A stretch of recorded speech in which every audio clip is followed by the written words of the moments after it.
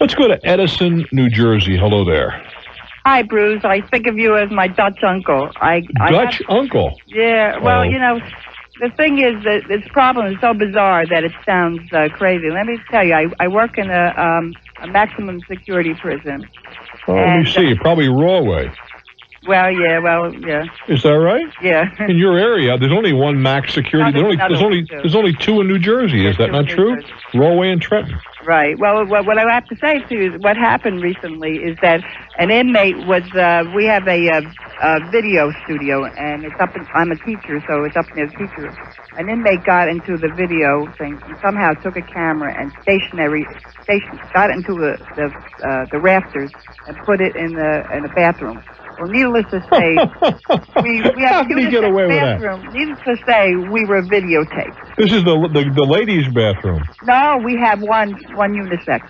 Oh, I see. Okay. And it's locked, and no one can get into it. We're locked. We open it with a key, and we lock it, and we're in there. This is only for the use of staff, you mean? Only the use of staff. But how in the world did he get up there to put a video camera in? He got up there because they finally, an inmate, somebody said something. Well, anyway, to make a long story short, our boss denied it. Finally, we said, we know it. Then they said, well, they saw it, but it was blurry. It's come to the point that it wasn't blurry. And what happened is when a supervisor went to ask to see it, they said they'd get back to her, and they said no. They took it and put it on their lock and key in the commissioner's office.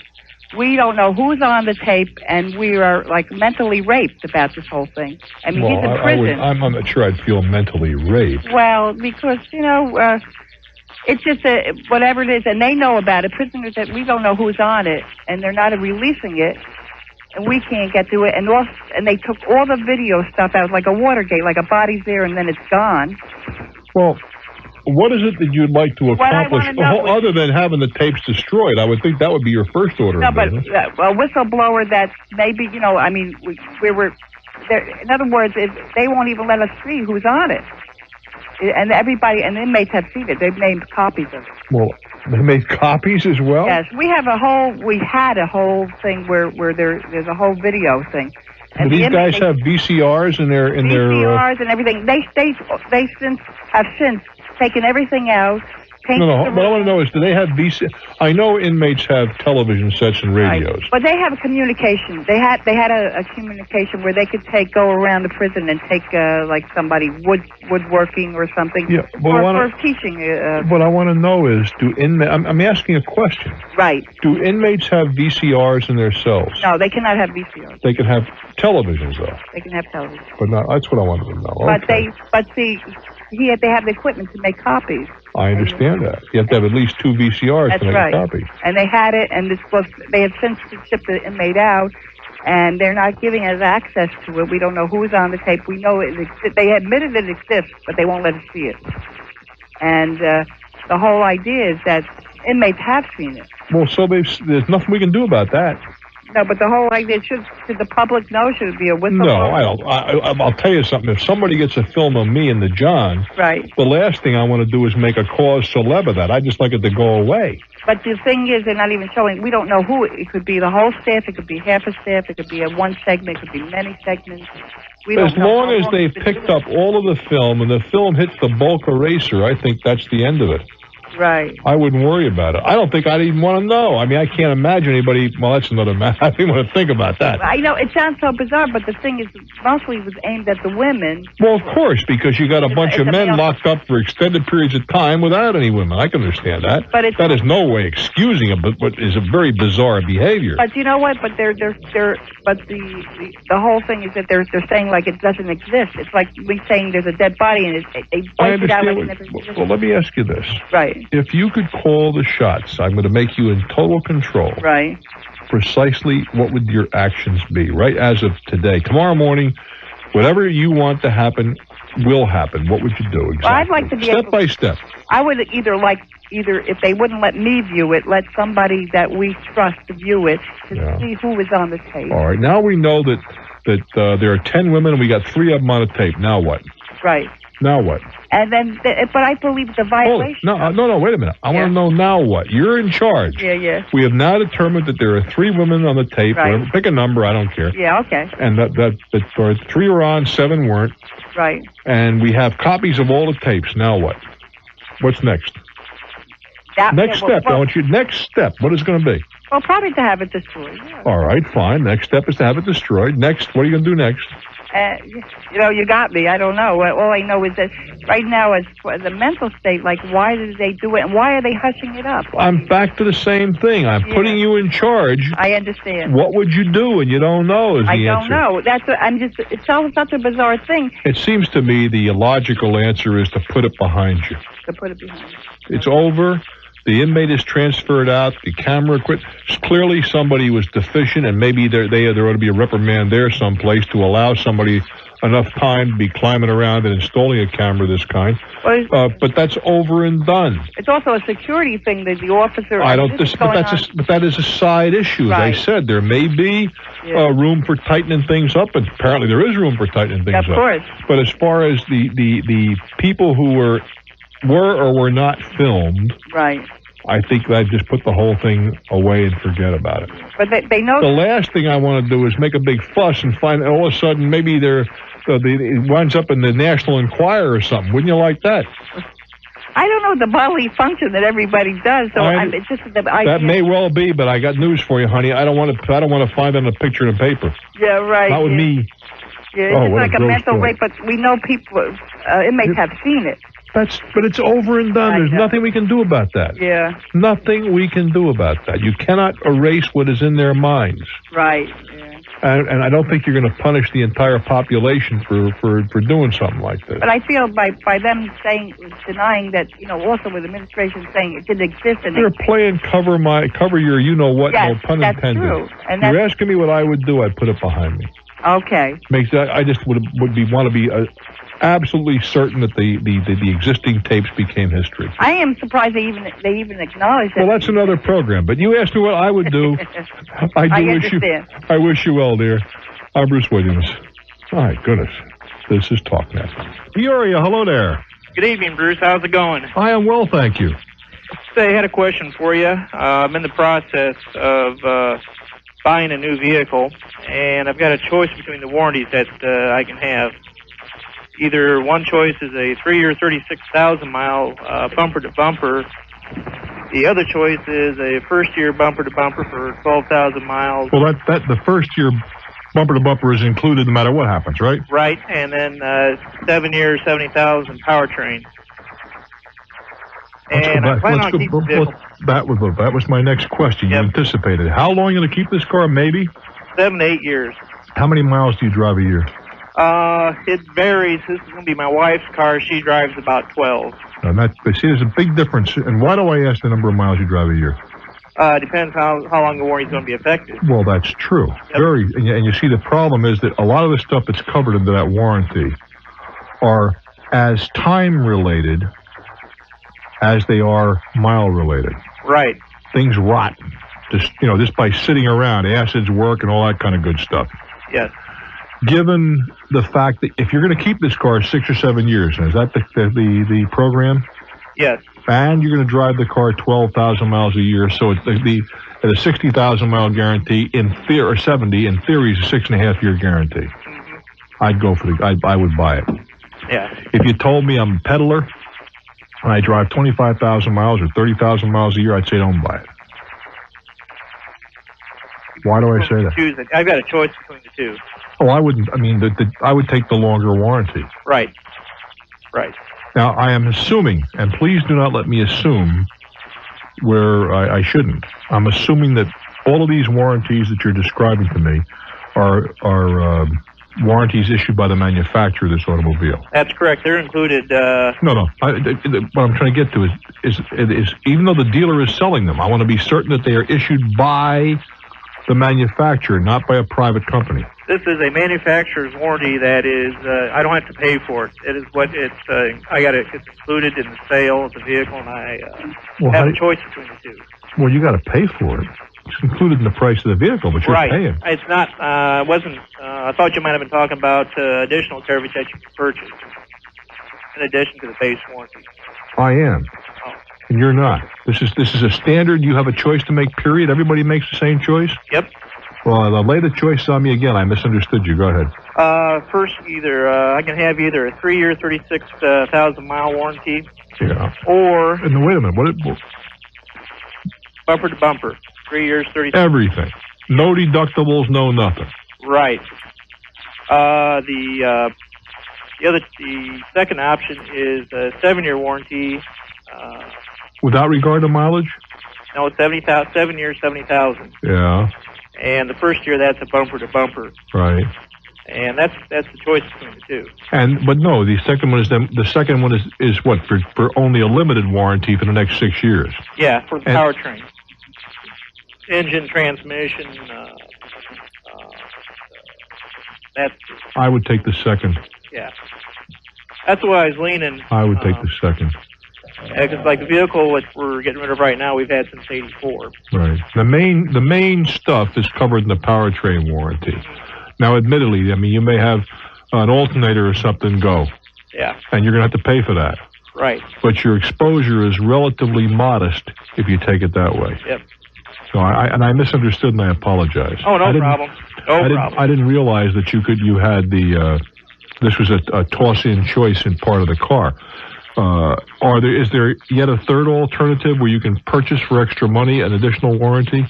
Yes, you can purchase, in addition to the base warranty, additional coverage. And what would that get you, and how much would it cost you? To go bumper to bumper for 5 years, does that include air? Yes.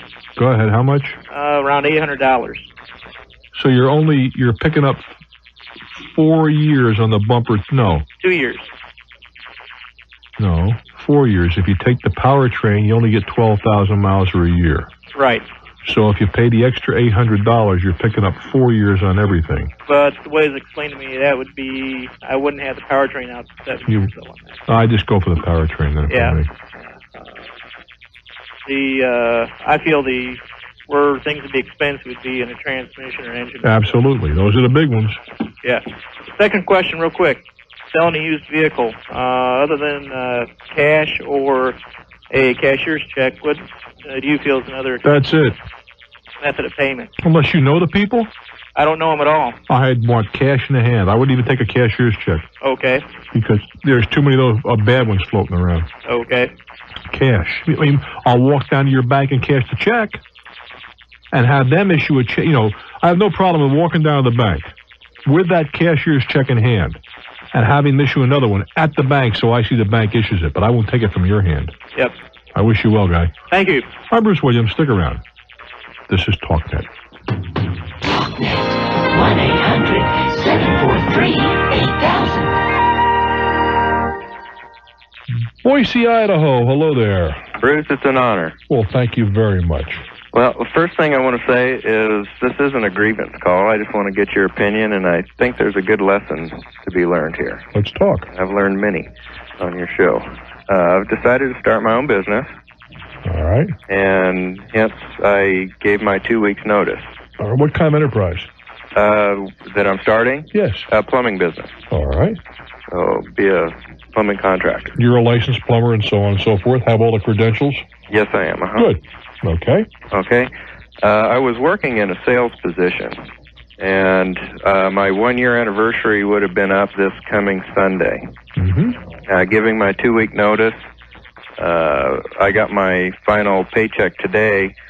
My boss sat down with me and told me, being in sales, he didn't feel that there was really, since I wasn't going to pursue any new sales, there's no sense in me sticking around for another 2 weeks. Mm-hmm. And I didn't have a problem with that. And he handed me my final paycheck. And I asked him if my vacation pay was in there. Mm-hmm. And his response was, absolutely not. You haven't been here for a full year. The year was this Sunday, huh? The year's this Sunday. Oh, boy. And my comment to him was that he felt that since I walked out on him after just short of a year, that I didn't deserve it.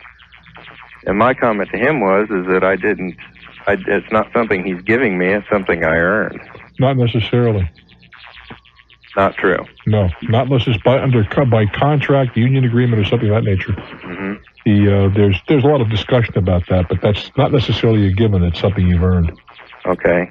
Well, I guess the lesson would be, and I knew I was going to be a little bit vulnerable here, and my life isn't hinged on this vacation pay.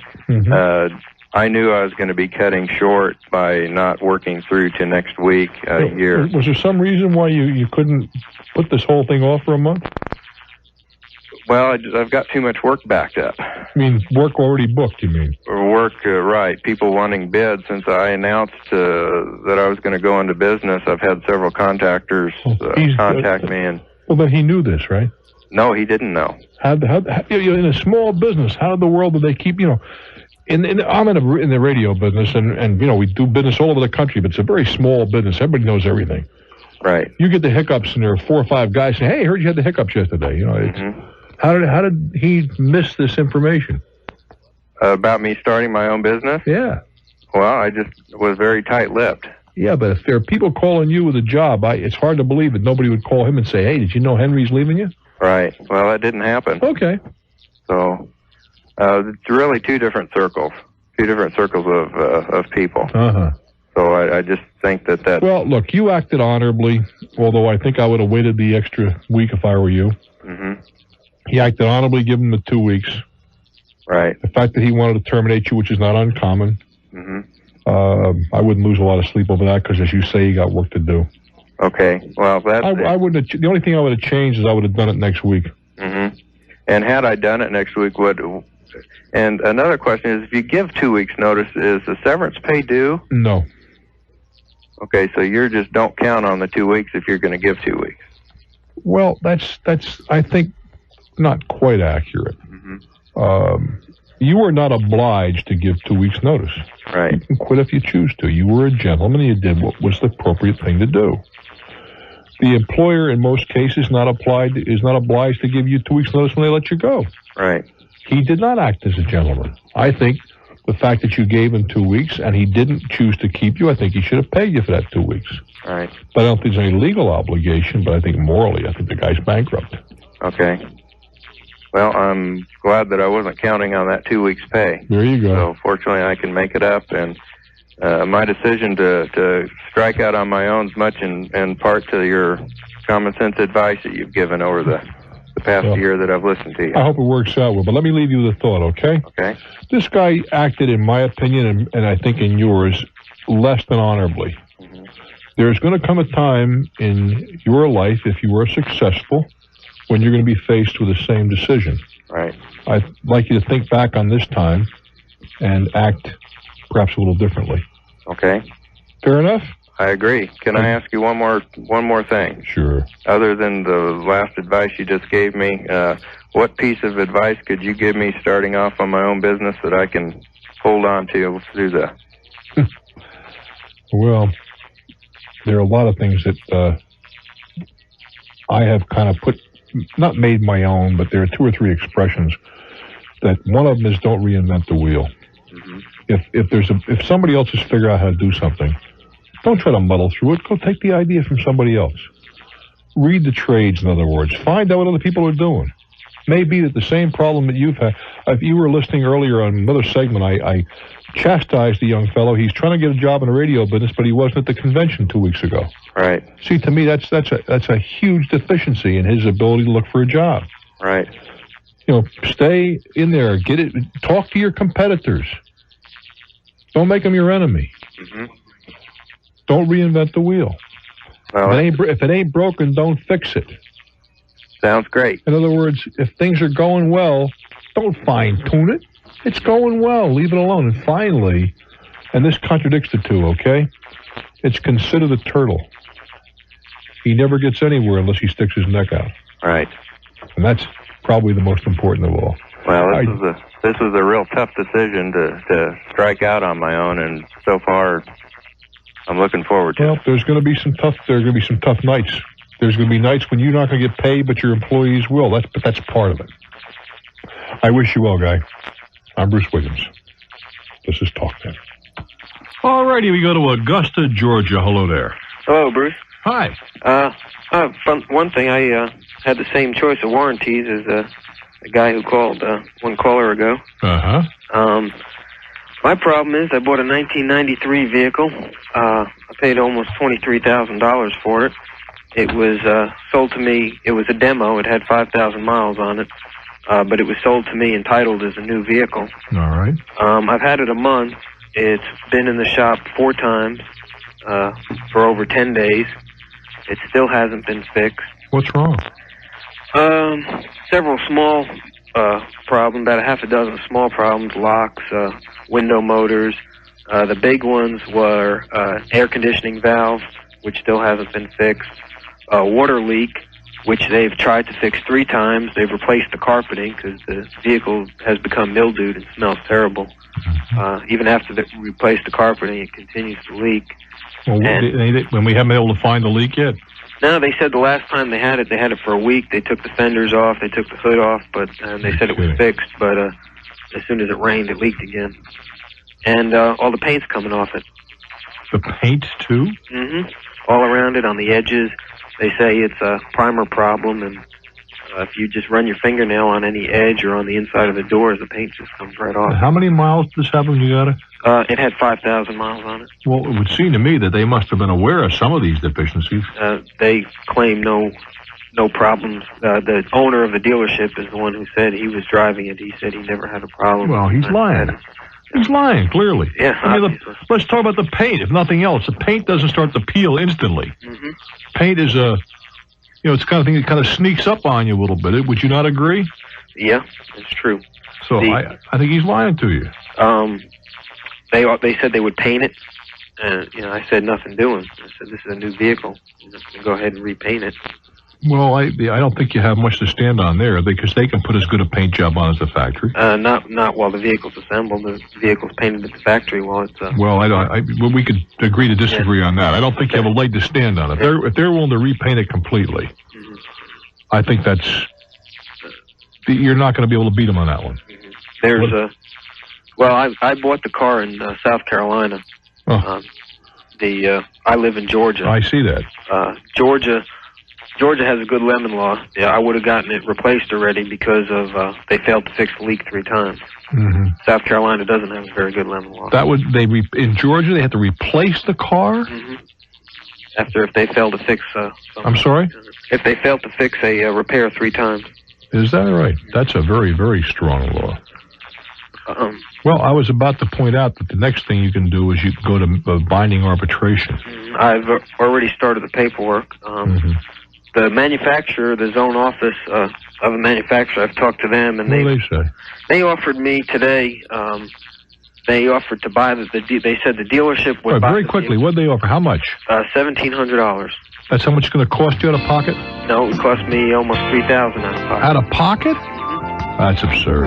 The manufacturer offered me $1,700 credit towards another vehicle, and the dealership would buy my vehicle back for about $18,000. No, I think I'd go to arbitration if I were you. I do wish you well. Hey, fellas, it ain't easy, but give it your best shot. You try and do what's right. I'm Bruce Williams. Keep in touch. It's a very good magazine. Okay. And it'll bring you up this. You'll learn the language of investing. The overwhelming likelihood is, Dan.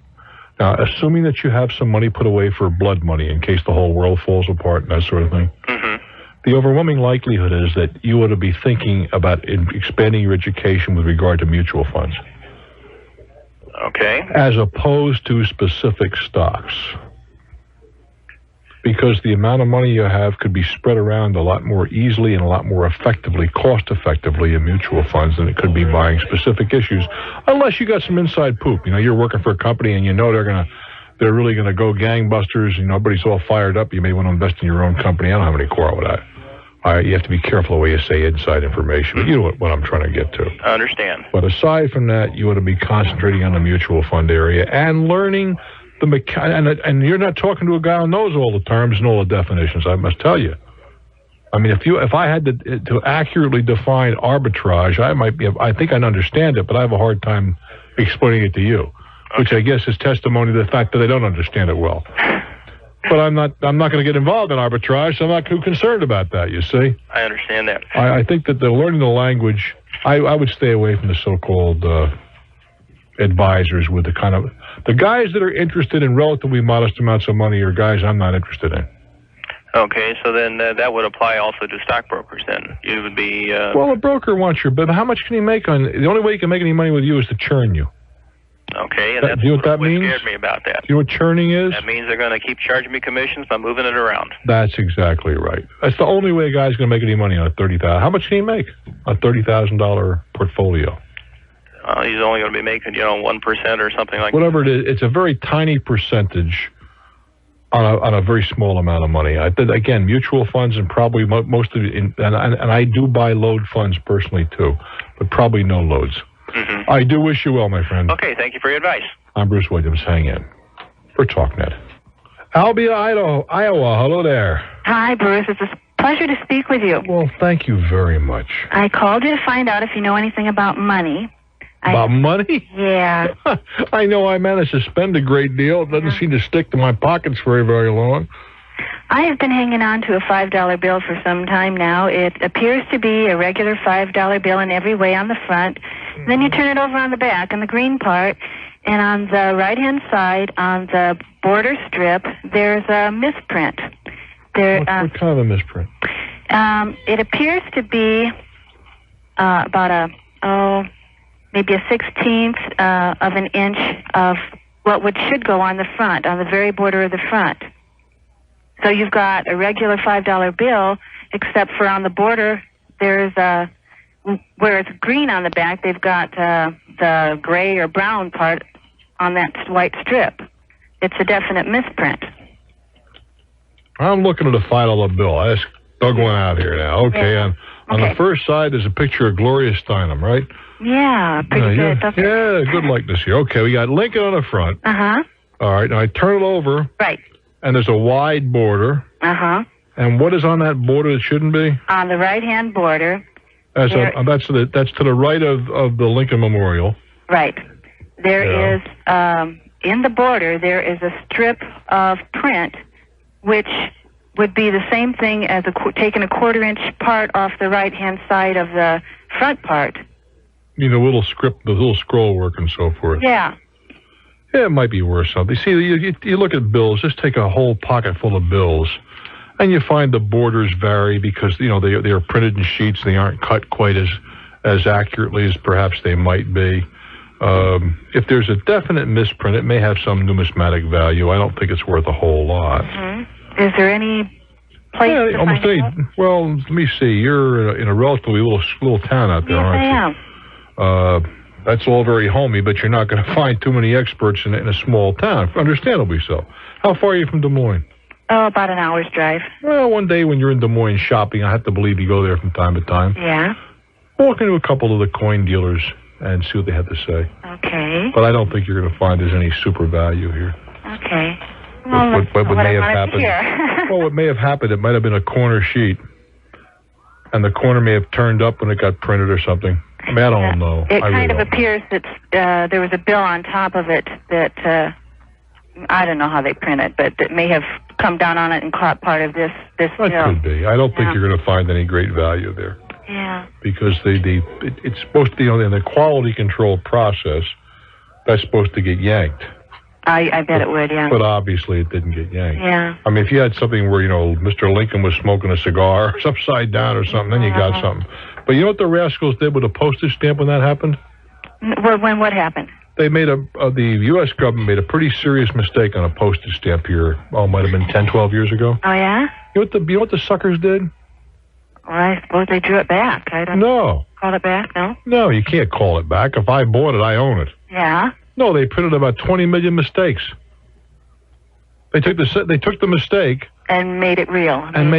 So that the value that the person who had them in their hands has disappeared. What a lousy stunt. And you have one of those stamps, I'll bet. No. I am not into collecting. I'm not a philatelist. I am not into. Well, I do have some coins, but that's not a matter. But the point is that I thought that was such a cruddy thing for the government to do. They made a mistake, and the way they corrected it was and some people have made a lot of money, holding these sheets. and all of a sudden they made them valueless by replicating the mistake. I thought that stunk. Well, government does a lot of things that stink. So. That's right. You're absolutely right. I wish you well, loves. Thank you so much for your call. I'm Bruce Williams. This is Talknet. Talknet. 1-800-743-8000. Let's go to the City of Churches, Brooklyn, New York. Hello there. Hi, Bruce. Hi. Yeah, I got a question about something in the retail business. All right. Okay. I'm one of the plainclothes people they send to a competitor's store. You're a comparison shopper? Yes. Okay, that's perfectly legitimate. They give me a list to take in and take down their prices. Mm-hmm. Does their security have a right to take my list if they catch me doing that? No. They do it anyways. Well, I wouldn't. I mean, they do it. I'd say, this is in my hand. Don't take it out of my hand. Yeah, because they just say we need to confiscate this. And They have no right to confiscate. Say, you're going to take it, you got to fight me for it. Okay. They have no right to confiscate that. Really? No, it's public information. There's the prices. Now, I don't know if you can go in there with a camera or not. I think they could probably control that. No, we don't. I don't go in with a camera. I just take a list. I take down prices to compare to my stores. I don't think there's a way in the world they can stop you from that. I'd love the Chinos try to stop me. They slap on the cuffs, kids. Wouldn't it be interesting to have a lady go in there and put it in a somewhat common but area which should not be violated? What do you do then? That's She true. shoves it down her bra, in other words. Now what? That's true. They can't exactly go search that. Well, they could argue they get a female, but I'm serious. That's true. You tell me, give me the scenario. I only got a couple of minutes. I'm interested. What happens? You walk in the store, and what happens?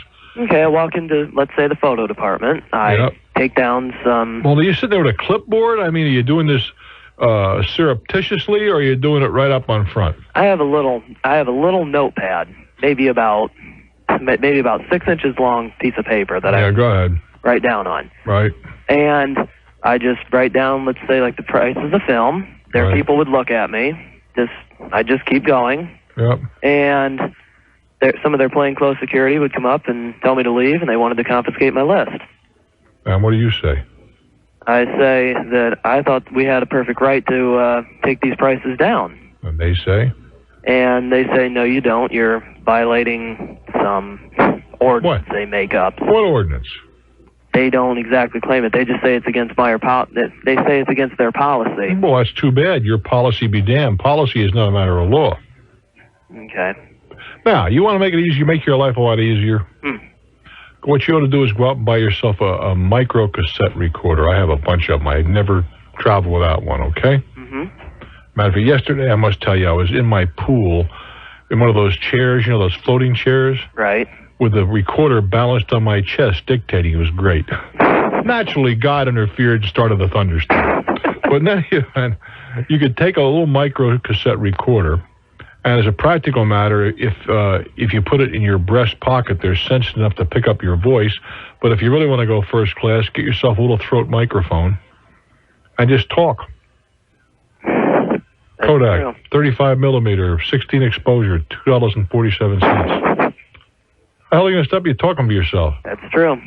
They'll just think I'm crazy or something like that. Well, but it's a lot easier than writing. That's true. It really is. That's why I use one to dictate. And it would seem to me that I don't know where you'd pick up a throat recorder. They used to use them in the Air Force a million years ago. Mm-hmm. You know, that worked on your vocal cords. Right. But as a practical matter, just ordinary conversation, if you have it in your top shirt pocket, your handkerchief pocket. Right. At least the one I have, the microphone is right on top of the thing, picks up conversation very, very nicely. But I think they have no right to confiscate that stuff here in a public place. I'm Bruce Williams. This is Talknet.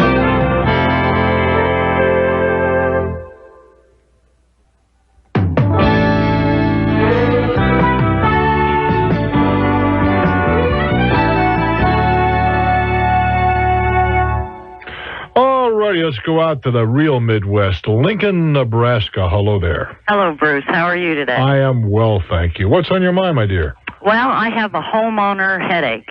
In fact, it's a migraine. Big time, the Excedrin type, huh? Yes, it's Gotcha. a roof headache. 7 years ago, I had my roof replaced. Well, now I know you're in the Midwest. Yeah. When you say roof. Yeah, roof. Like that's sort of like Dennis the Menace dog, roof.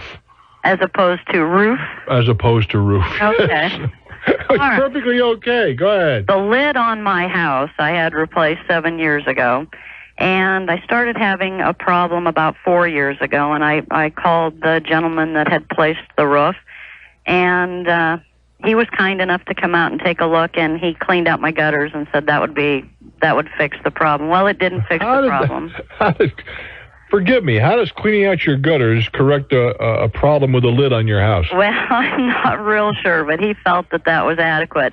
What I've got is some puddling in the bottom two rows of shingles so that the water is flowing back under the third shingle and down below the flashing behind it. Well, this must be a very, very shallow pitch roof. 312, yeah. It is. It's just borderline for shingles, in fact.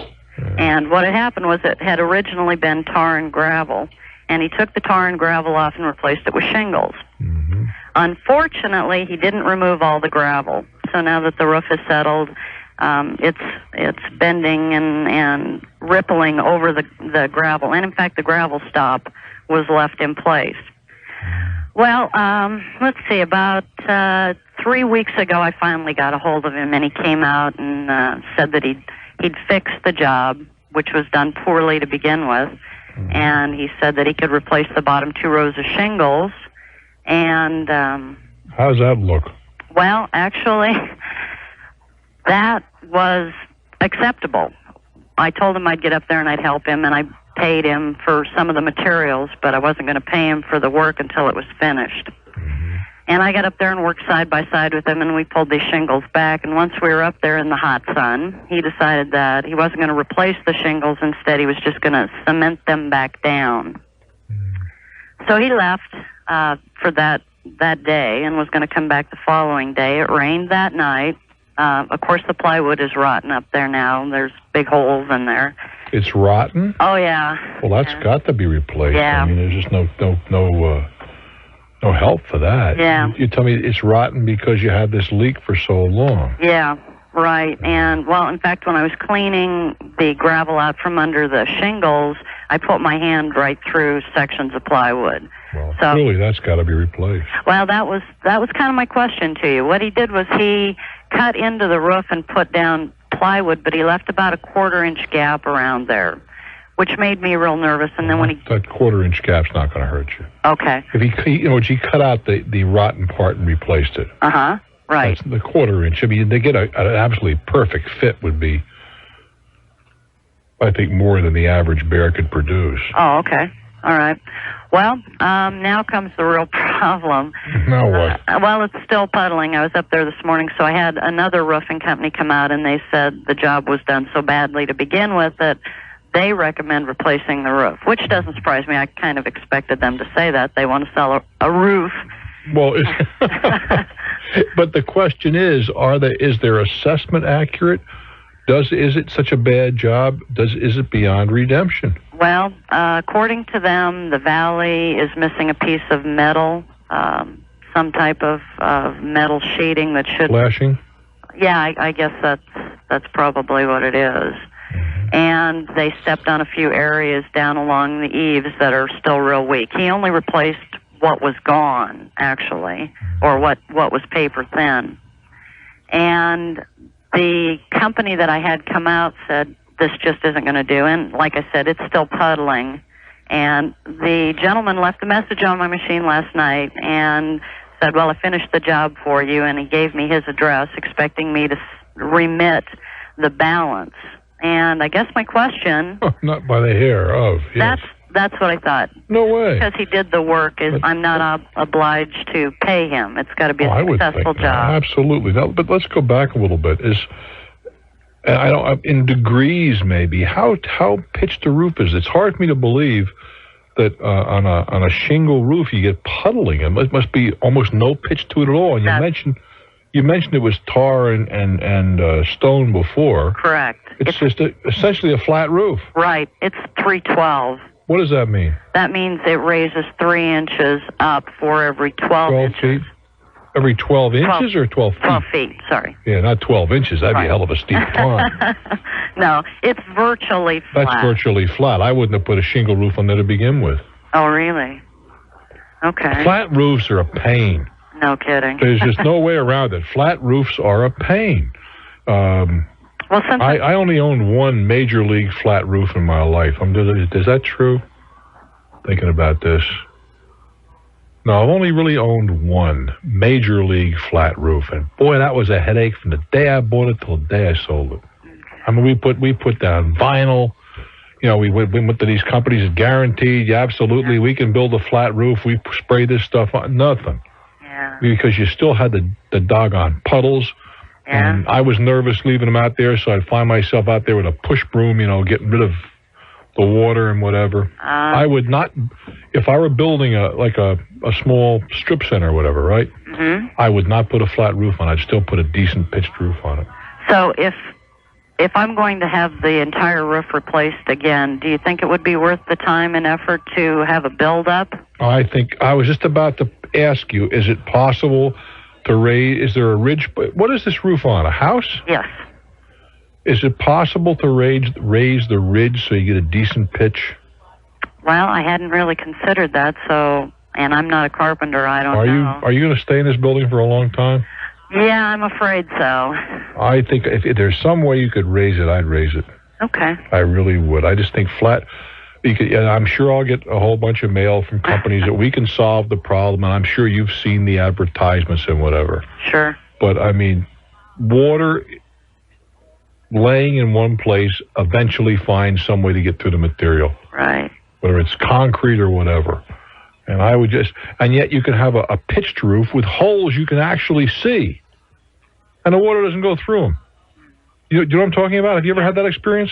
Well, no. Well, have you been in a barn, for example, where you have a steep pitch in a roof, and you'll see holes, you can see the sky, but almost no water comes through because it runs past so fast. Yeah. The building that I'm broadcasting from right now, we had some torrential rains yesterday, and I went into the men's room and there's water leaking through the ceiling into the men's room. They got a flat roof in this place. So I'm not enthusiastic about flats. If there's some way you could raise that pitch by raising the center beam, I would do so. Okay. I'd give it some thought. All right. Well, thank you very much for your time. I do wish you well there. Bye-bye. I fought that battle. I had a flat roof on a building I owned, and I guess it must have been, easily 50 feet square at the very least. And I so desperate after a while, I took heavy vinyl material. Never mind the tar paper and we did all that.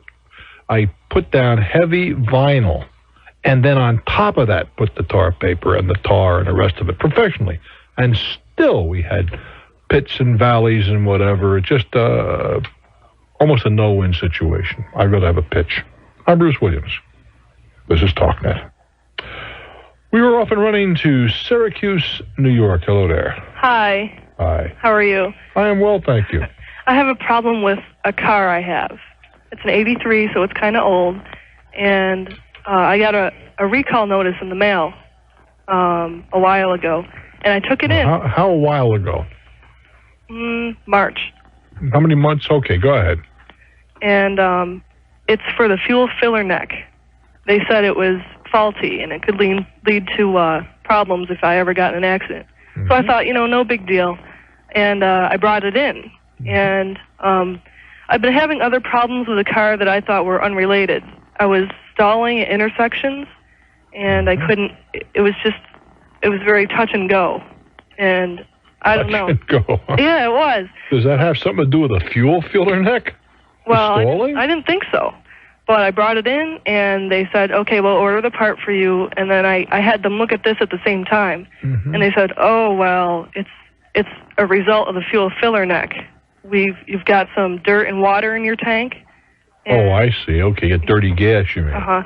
And they said that they gave me an estimate for about $600 to $700. To what? that I would need my fuel system flushed, my carburetor, a new carburetor, and new fuel filters. And all this is a result of this, or is it? How old? You said your car's an '83. How many miles on this pig? 88,000. Mm-hmm. And so they said flushing a gas tank is no big deal, except I would wonder after 10 years whether you get the plug out of the bottom, without stripping the thing out or breaking it off. Yeah, or that whatever. would include all of that. Well, no, but I'm just thinking out loud about things you could do yourself. Now, clearly, the carburetor may just need replacement because it's got a lot of mileage on it. There's a ton of... I'm not done yet. Oh, you're not done yet? Well, I took it in, and I called around, and I got $300 as the lowest that they would fix it for because they've had other cars come in with the same problem. Uh-huh. And I talked to the dealer, and they said they wouldn't reimburse me, even though one of their mechanics told me that this was a direct result of the faulty part. Have you called the manufacturer of the automobile? I've called the district manager. Let's call the zone office, yeah. Mm-hmm. And they said they wouldn't reimburse me because it's something to do with I brought it in after the recall came out. People who have brought it in before the recall have been fully reimbursed. But you delayed. Yeah. Why did you delay? Well, because I don't have quite the funds. And... Well, wait a minute. A recall doesn't cost you anything. No. Well, then when you get the recall notice, why didn't you bring the car in? I did. I brought it right all away. At the same time. Mm-hmm. Right away? Yep, right away. Well, then I don't understand about the reimbursement routine. I don't either. That's explain it to me again then. If you brought the car in to have the fuel gooseneck changed or whatever. Yes. And you were told at the time you get some other problems that are a result of this because maybe some not pollutants, but there's a lot of salt up here in New York. Well, whatever. I mean, what I'm going to get to is that this allowed impurities to get into your system that ordinarily would not have been in there. That's right. And these impurities caused damage. Mm-hmm. Now, did they accept responsibility at the time? I think not. No, but then you just but you told me a second ago that other people got theirs done, but they got their car in a timely fashion. That's where you threw me. Mm-hmm. The dealer is telling me that if I had brought this in before I got the recall notice, that I would have been reimbursed. Before you got the recall notice? Yes. How were you supposed to? Were you supposed to have some kind of a ESP to know that this is the problem? All they're just reimbursing me for the part. They say they don't want nothing to do with the whole fuel problem. Yes, but what is this? What is your first name? Megan. Megan. Mm-hmm. Here's where you're losing me. All right. What has that got to do with? Are they saying if you brought it in 2 years ago, they'd have taken care of it? Is that what they meant? Well, see, I would have had to pay for it then, but once they found out that this part was causing all this, they would have had to reimburse me. I see. If you had the work done prior to, not without the knowledge that it was caused by I don't think that makes a damn bit of difference, Megan. How old are you, hon? 19. Well, you're a youngster. Mm-hmm. And without any, not picking on you for your age. Oh, I know. Have you got somebody who can work with you, maybe a mom or a pop or somebody? Sure. Well, why don't you consider taking the small claims court? You think so? Yes, ma'am. I mean, their argument that if you had it done before, we would reimburse you, I think is very weak. That's what I thought. I thought the recall, whenever I got it, had nothing to do with it. Well, the fact is that they had a problem with this automobile, and the engineering flaw caused secondary problems. That's right. All right, that's a given. And that they have, in the past, reimbursed people for the expenses that they have had to correct those problems. Mm-hmm. Well, you didn't know any of this. No. Forget about they didn't have money and so forth. You didn't know any of this. They acknowledge the fact that they've got a problem. They acknowledge that this defect has caused other problems. It seemed to me it follows they got some responsibility. And I'd like to hear them explain to a judge why they don't. Now, I'm not going to tell you, Megan, you're going to win. Mm-hmm. But what do you got to lose? I can't see why. I don't understand the whole thing myself. No, but beyond that, Megan, what do you have to lose by going to small claims?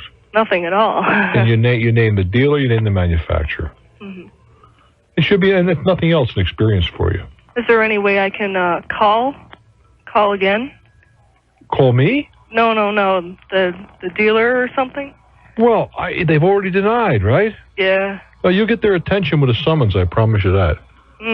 But just get somebody, you may be perfectly capable of handling this yourself. I would like to see you try to have at least one other person go along. Go down to your county courthouse.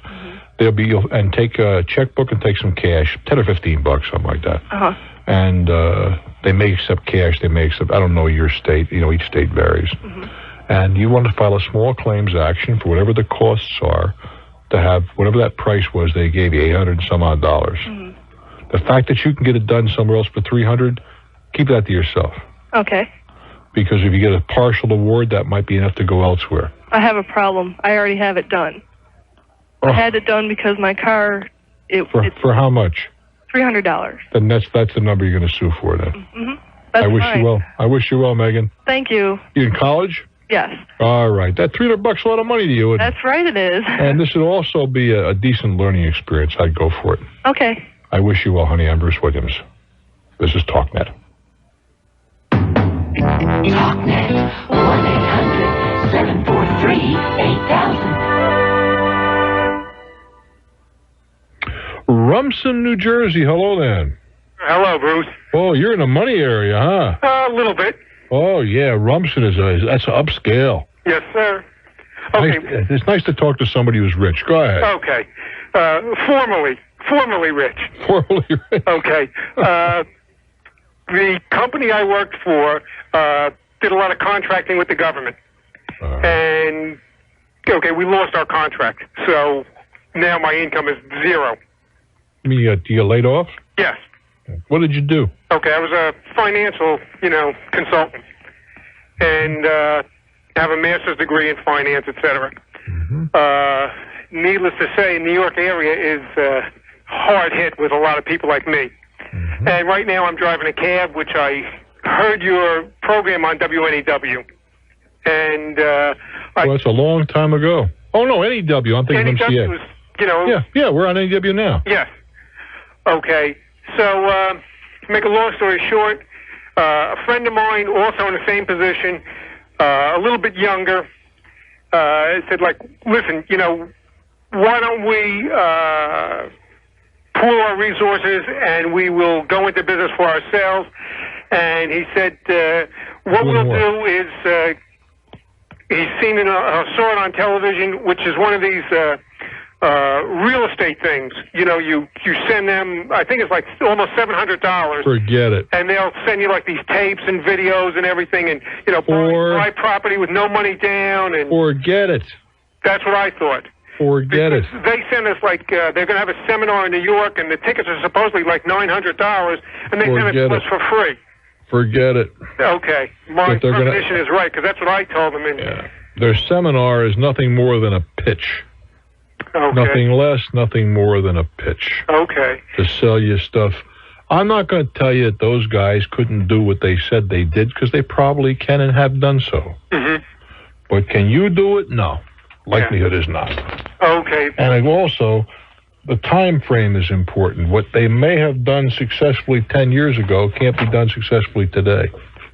Okay. Which is another program altogether. Okay.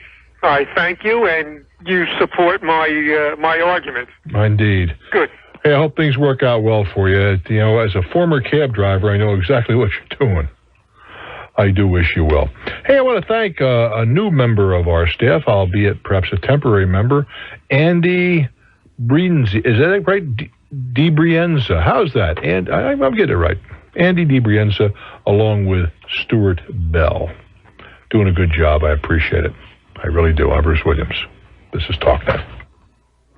We're going now to Wilmington, not Delaware, but North Carolina. Hello. Good afternoon. How are you? Okay, baby. How are you? I'm good. I'm calling with reference to, I'm not giving you the name, of course, a dining club that was advertised in our local paper. Mm-hmm. There are a couple of them around. I know. It's really, you know, it's not even the money, it's the principle that I'm calling you for. Well, tell me what they promised and then what happened. Okay, they promised, you know, you can meet in restaurants, blah, blah, blah. Wait a while. Let's be a little more specific. Is this one of these deals? I have the address before me. Is it one of these deals 2 for 1, or they'll give you so much percentage off? Something like that, yes. But no, you got to be more specific. Okay, it's not a book like we used to get when I lived in New Jersey. Mm-hmm. You remember the books they used to have there? The coupon books, yes. Yeah, but these were just little pieces of paper that said, you know, you can eat here, there, and that was fine. I mean, the restaurants looked good to us and everything else. Mm-hmm. But we decided, they gave us 15 days to change our mind. Well, you're getting ahead of yourself. Okay. What did you do? Did you join this club? Okay. How much did you give them? Okay, we sent a check 3 days later. For how much? $35, which they wanted. That was their fee. All right. And what did the advertisement promise that you would get for your 35 beans? Well, they said we can eat in a number of restaurants, 12 visits, blah, blah, blah. No, the blah, blah, blah. I'm not trying to pick on you. But what would you want? I know you're not.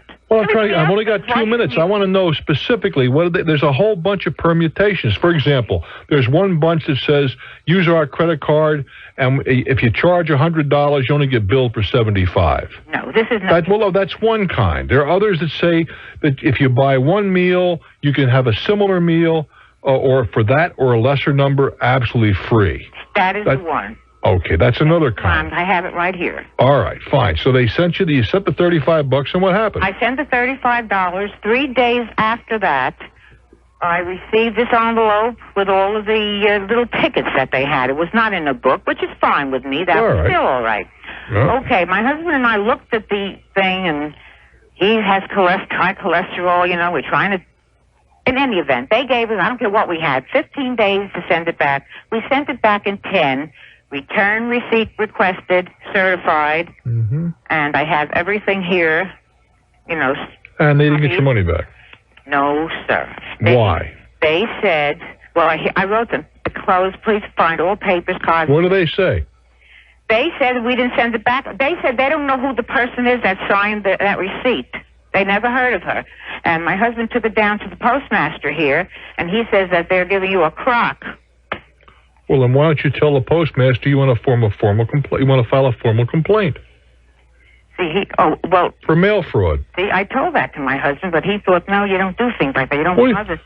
What do you mean you don't do things like that? I'd do it in a heartbeat. I'm in a New York second. I'm the doer. He's not. But well, then go down and do it. Okay. There's another thing. I did write to our Attorney General. I figured, well, maybe, you know. Quickly, and what happened? Sent me a letter and believes them.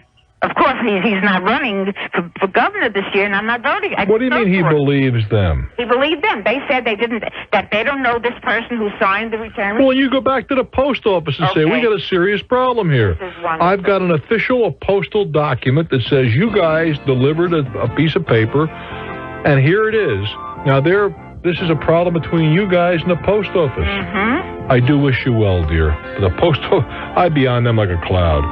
Hey, it's not easy. I understand that. Give it your best shot. You try and do it right. I'm Bruce Williams. Keep in touch.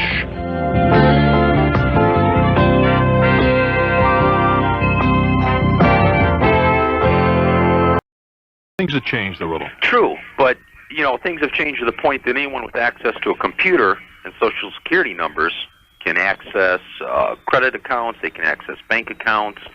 There's many things they can access. Yep. And I, as an American, already feel as if our privacy hasn't been invaded enough. I don't disagree with you. I offer driver's license number, date of birth. I remember my first bank account, they wanted my mother's maiden name.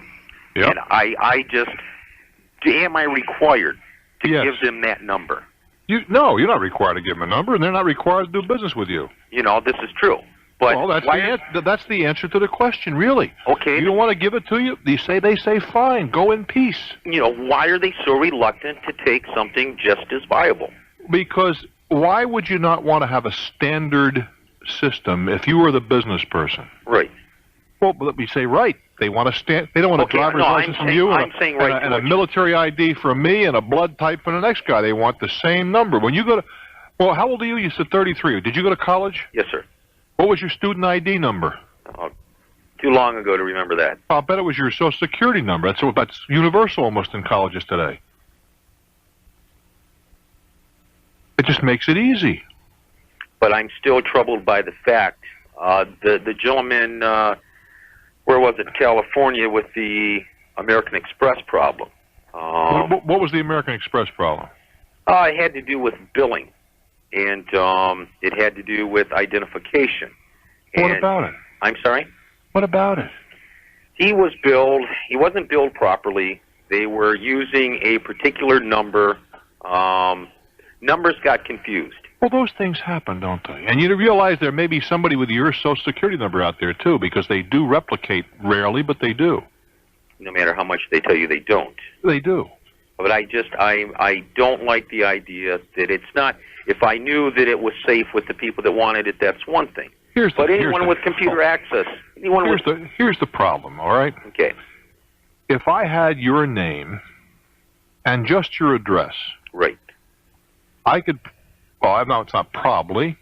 In 99,900 and some odd times out of 100,000, you give me, an hour, and I'll know more about you than you know about you. That's just not me. That's the society we live in now. But there's nothing you can do about it.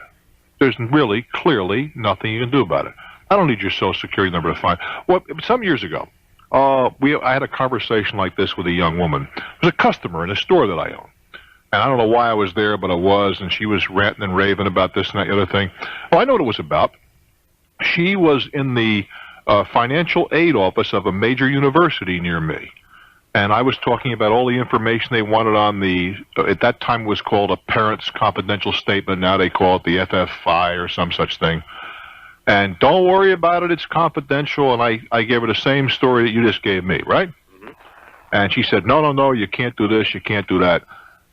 And fortunately or unfortunately for her, she paid me by check. Next afternoon, I laid a thing about 1.25 inches thick on her desk. I knew more. I knew her birthmarks, what operation she had, every job she's had was all there. All I had to do was call a few friends. I do the same thing about you. And you could do the same thing about me. What's troubling with that, though? And I don't need your Social Security number to do it. Just need something. I got to access something. Right. Driver's license will do it. You know how much money, how much the state, how much information is in there about you, about the state when you apply for a driver's? The state of Michigan sells that information to That's true. Clearinghouse. And I can get to that. So, I mean, what I'm getting at is I don't necessarily disagree with you, but it's a fact of life.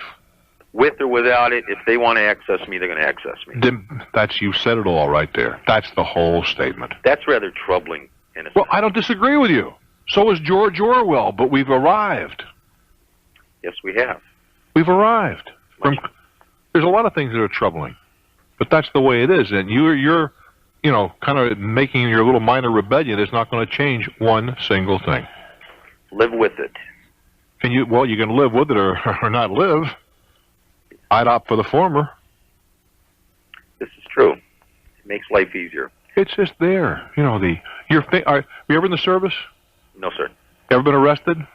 Yes. Then your fingerprints are on file with the FBI, aren't they? And they're going to be there forever. Even from something 18 years ago? It'll be there well beyond your time you die. They're there. So are mine. Something as simple as civil disobedience? Were you fingerprinted? Yes, sir. So you were one of the guys If you were fingerprinted by any police department, they're forwarded to the FBI. And they're on file. Forever. Forever. Forever. So one way or the other, they have you. I don't know who they is. If anyone wants to find you, basically, they're going to find you. Yeah. With a computer. I'd say that was a fair statement. You ever get your teeth fixed? Yes, sir.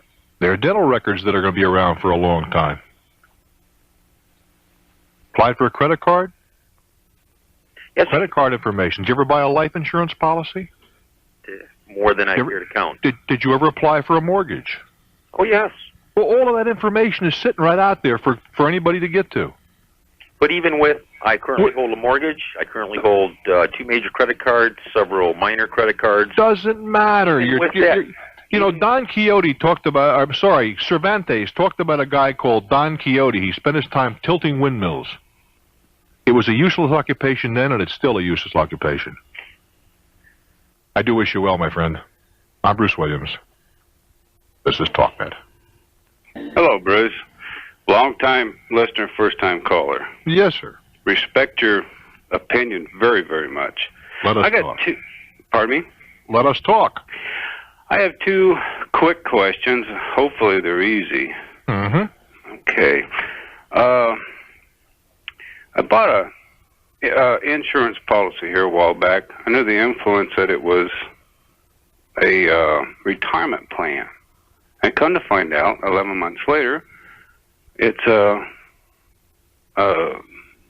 what the heck do you call it, doggone thing? Life insurance policy. Well, there are life insurance policies that are tied in with retirement programs. Okay. What kind of life insurance did you buy? Did you buy something called Universal Life?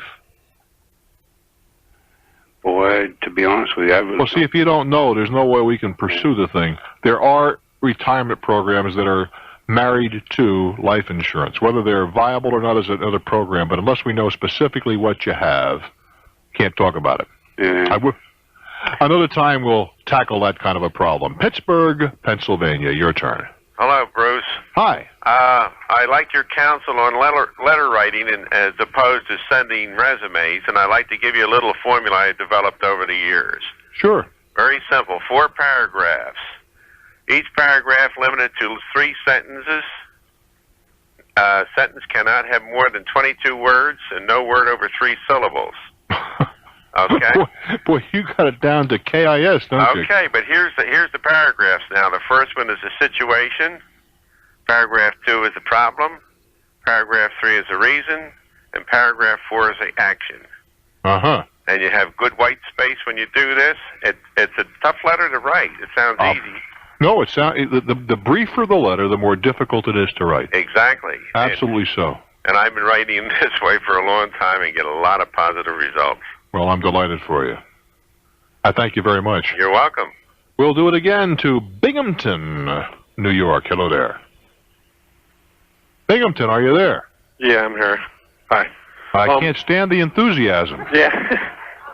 I got some, I live in an apartment, half a house.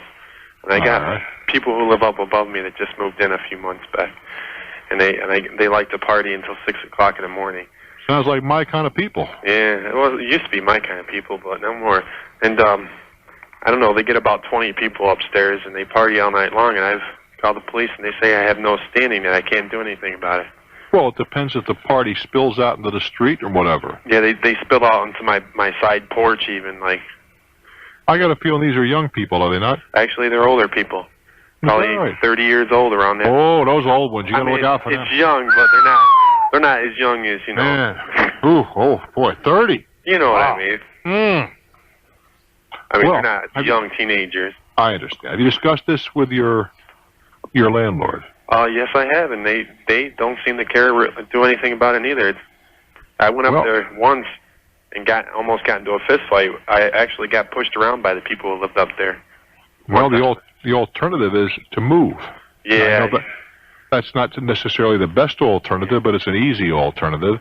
If you have a lease, it would seem to me the landlord has broken your lease by not giving you a decent place to live. Yeah. It's really a nice place, you know. I don't want to lose it. With a party going on until 6 o'clock in the morning every night, how nice can it be? Yeah. Now, what do these cats do for a living?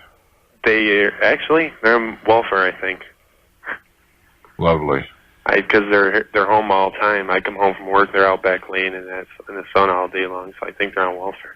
But I don't have anything against that. That's not why I don't like them. But well, no, I was just wondering if they slept in the daytime. It's time to have a party, you know, a couple of parties in the daytime, that kind of stuff. No, they even have a couple of young kids, and they send the kids off to a babysitter and party out all night.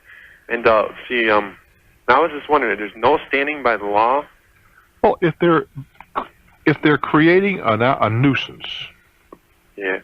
Now, first of all, you have to go to your local codification of ordinances. Yeah. And find that, well, that's the first trip. You go over to town hall and see if there are any ordinances that address this particular problem. But you're not going to get the cooperation from the local gendarmes if you're the only guy complaining. Yeah. So the answer usually in a situation like this is it's a lousy solution, but move. Yeah, I guess that's the best alternative. That's about what it comes down to. Okay, I appreciate your help. I wish you well. I sympathize with you. I do indeed. To Cleveland, Ohio. Hello. Hi, Bruce. Hi. I've been talking to my son in California. Yeah. About a month ago, he went to a seminar, real estate seminar. All right. Where they tell these guys to go out and find repossessed, or no, distressed properties that will be repossessed. Yeah. And they tell them how to make an offer, and okay, one of these $300 or $400 deals. You get some tapes and whatever. He probably saw a thing on late night television, right? No, he went to an actual live seminar. No, but originally he was turned on by a late night television pitch. That might be, yeah. Very likely. And then he went to a hotel someplace where that was free, where they persuaded him to or they tried to persuade him, whether they did or not, they tried to persuade him to go into a weekend seminar or buy some tapes or something of that nature. Is that not correct? Yeah. Okay. Did he go for the weekend deal? Yes, he did. All right. And he came away and he's now a millionaire. Well, he's very excited about it. I'm very excited about it. All right. But the last time he called me, he said he called a lawyer out of the Yellow Pages, to check with him about it. And this lawyer tells him to stay away from it. Stay away from what? He took his papers in. The lawyer says that he'd be putting himself at risk for lawsuits. Took what papers in? What do you lost me. He took a seminar on how to buy distressed properties. No, not how to buy them. He doesn't buy them. The deal is that he goes out and finds them. Yeah. And this outfit has their rules, what they will buy. Once he finds the right property, they buy it, they repair it, and he shares in the equity. He puts no money in. Who does the repairing? This outfit to put the seminar on. What is his role? Just to locate the property? Locate the right properties, yeah. The right property. How do we define right? Well, it's in California, and it's got to be. They won't pay more than $200,000. It's got to be, I think, no more than 5 years old, and there's a certain amount of equity that has to be owned. By whom? The guy that's in distress, the owner has to have a certain amount of equity in it. I'm really not sure what they're looking for. I don't mean to appear foolish. Yeah. But I can tell you this, that there are a ton of these seminars being offered. And in my limited experience, and I've gone to a few, and I've looked into some stuff, what they say can be done, in fact, can be done. But the problem with that scenario is that it's extremely difficult to do. I believe that the fellows who teach these things have done what they say they have done. But that doesn't mean you can do it. I mean, you get a guy out and he can say, I'm going to run a course on how to scale the Matterhorn, and it's clear that he scaled the Matterhorn. Yeah. But he could teach me from now until tomorrow, and the likelihood is that I could not scale the Matterhorn. Now, the same thing is true of these proposals and propositions. The likelihood is that your son or you can't do them. Now, I don't know what I know what equity sharing is, and we're starting to get into a whole bunch of other things here. I do know what equity sharing is. I know what it means to buy distressed properties. I don't know what their role in this thing is. That is a different wrinkle if your son is accurate. And your son may be mixed up a little bit here, too. No. Have you seen all the material? Well, no. That's a yes or a no. California. Well, this is going to come as a shock, but they can mail stuff back and forth to Cleveland. Well, yeah. What I'm getting at is you're listening to your son's interpretation, which may be very well meant but not accurate. I'd look at this stuff and draw your own conclusions. I'm Bruce Wiggins. Hello. Hi. Hi. We spent a week in Disney back in April, and we had a great time, and I'm glad you're down there. But we're having a good time as well. Yeah. My problem is we bought some inlaid linoleum flooring from a retailer here in town. We had an independent contractor install it, and this was back in September of '88. In January of '89, we noticed cracks in the flooring. All right.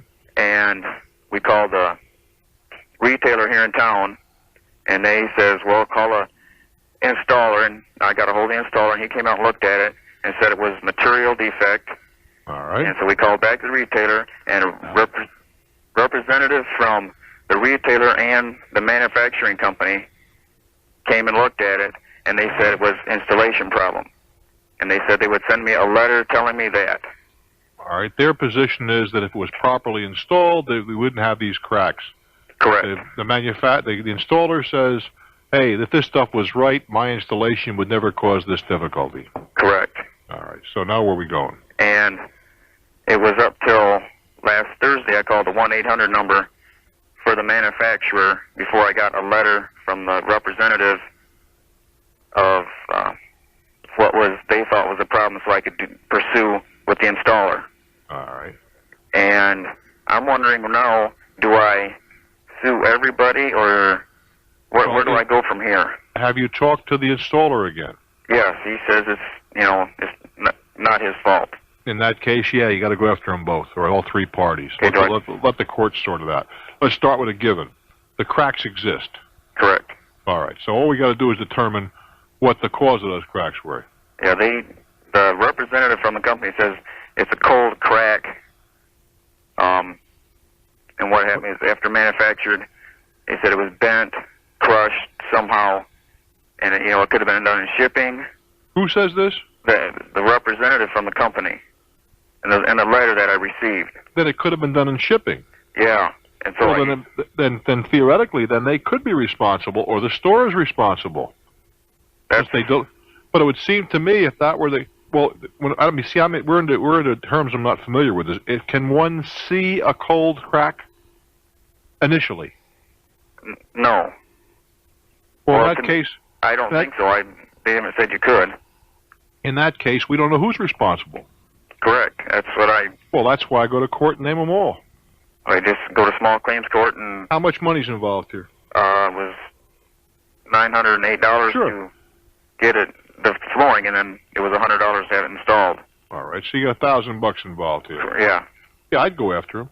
We just name them all and. Name them all. Let them sort it out. Sure. And what kind of information do I need to take into court? Well, pictures of the cracks? Basically, I think essentially look, we have no argument that the cracks exist. Is that not true? That's true. Nobody's arguing that. All we're arguing is responsibility. Yeah. And you say, look, Your Honor, I'm not an expert. Everybody says it's the other guy's fault. All I know is that here's the condition, and we have a serious disagreement as to how it happened. But clearly, one of these guys is responsible, and I'm asking you to determine which one, or maybe they're all responsible. Yeah. That's what you're asking the court. Okay. And let them argue why they are not responsible. Okay, and then where I'm confused is how do I prove that it's their fault? It's just. Well, look, the cracks are there. This is a brand new job for all intents and purposes. Essentially, a brand new job. Yeah. Is that a given? That's true. All right. So now, and the second given is that the damage does exist. Okay. Is there any allegation on anybody's part of these three parties that you did it through some kind of careless usage? Has that been alleged by anybody? No. All right. So if we eliminate that contingency, that possibility, we're left with one of three things. There's a manufacturing defect in the composition. It was damaged in transit, or the guy put it in improperly and caused those breaks. Neither you nor I are the experts. It's up to the judge to get those people that are defending themselves to explain their situation away and make a decision. Okay. Or so it seems to me. Okay. I wish you well, kid. I'm Bruce Williams from Walt Disney World. This is Talknet. Yeah, Rich just came in. Rich, we were talking about you on the air before, and we gave you a 15-year-old child. We reduced it by 14 years, 300 and what would it be, 50 days or thereabouts. So we've got you back in sync. Madison, Wisconsin. Hello there. Hi, Bruce. How you doing? Okay, kid. What's up? I saw you in La Crosse the other night. Had a good time there. Yes, we had a super time in La Crosse. I got to get you to come to Madison pretty soon. I'll do that. I would like WTDY. That's right. All righty. The question I have for you is, I'm thinking of opening up a small business, just starting on my own for doing auto sales consultant. I've heard of people trying that, but I've really never heard of anyone that made a success of it. Yeah, from the people I work with and the people I know, there's a lot of people buying new and used cars that don't know if the car is any good. I mean, they won't even read Consumer Reports or anything. Well, the new car thing, I think you're in trouble. The used car has a lot more to recommend it. Oh, okay. Now, I'm not a mechanic, but I've been involved with cars as far as body work and painting and interior and that. You know, I know quite a bit about mechanics, but I'm not a mechanic. Well, you see, most of the companies that do this, and it's a good service, but they require a mechanic as well. I'm going to buy a used car. I've maybe struck a deal, all right? Yeah. But before I buy it, I run it past you. You guys do a compression test, so I know if I've got any valve problems or ring problems and that sort of thing. Right. Then you yank a wheel or two, and we find out what the brake linings look like and that sort of jazz. Then we take a look at the tranny to see if the oil is burnt black and if we have any problems there. Take it for a test ride, check the rear end, the differentials, the wheel alignment, take a look at the odometer, and then the overall condition of the car and see if that condition generally reflects that approximate amount of mileage. And for this, you charge $75 to $100, and it's a bargain because frequently you'll say, "Hey, this car probably has a spun odometer. Take a look at that brake pedal. Yeah. It's all worn down. There's only 23,000 miles on this car. I mean, cut me a break." Yeah, something doesn't make sense. Yeah. These are the things that so many people would not know about. I don't think there's a future in new cars, but I do think very much there's a niche out there for the used car. Okay. Sounds real good, Bruce. Thanks a lot. Okay, and by the way, you'd also have in your possession the various books, so you could tell people what the approximate retail and wholesale values are, right. all of those things. Yeah, that's one of the things that I'm presently talking to a guy that I kind of know, and he's, wants to buy a used car, and he doesn't have any idea. I'm explaining, wholesale, bank value, retail. Those are all the idea of all that, Those are all services that you could offer. Mm-hmm. You could subscribe to the NADA and have the books available. You could offer a package. They come to you first. What kind of car you're looking for? Okay, we'll tell you about what you want to spend, and they pay you up front.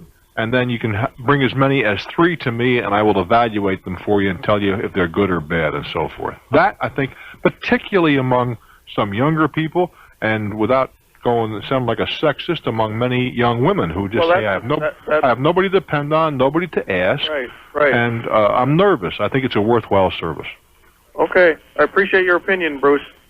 I do wish you well.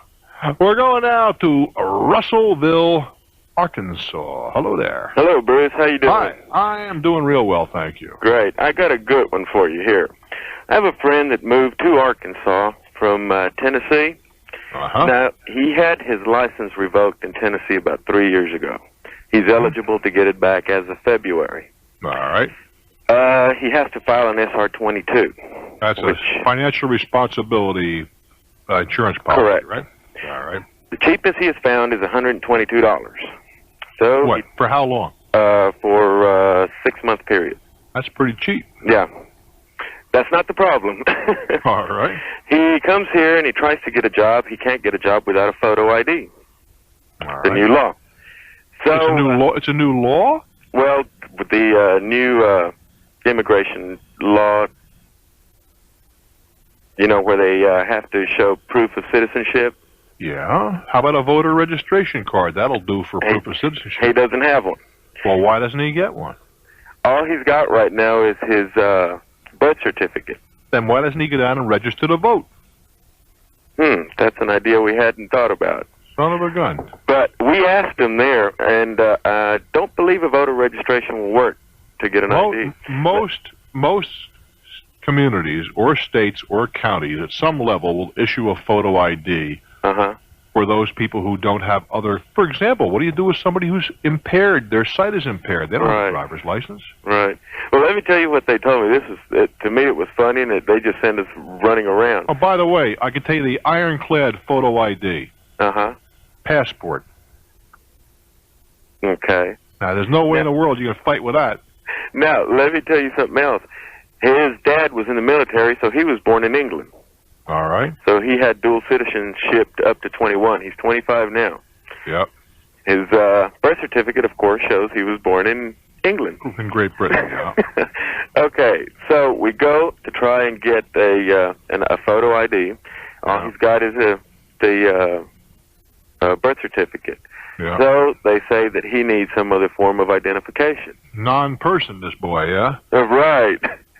So they thought that maybe if we went over to the police department and had them run a check on the computer and just send a little note saying they had done it, we could get it. We go, they say they can't do it. So I mean, they just had us going around in circles. If he was born in Great Britain, and he was a military brat, the likelihood is someplace along the line his parents had a passport either with his picture on his mother's or his own passport.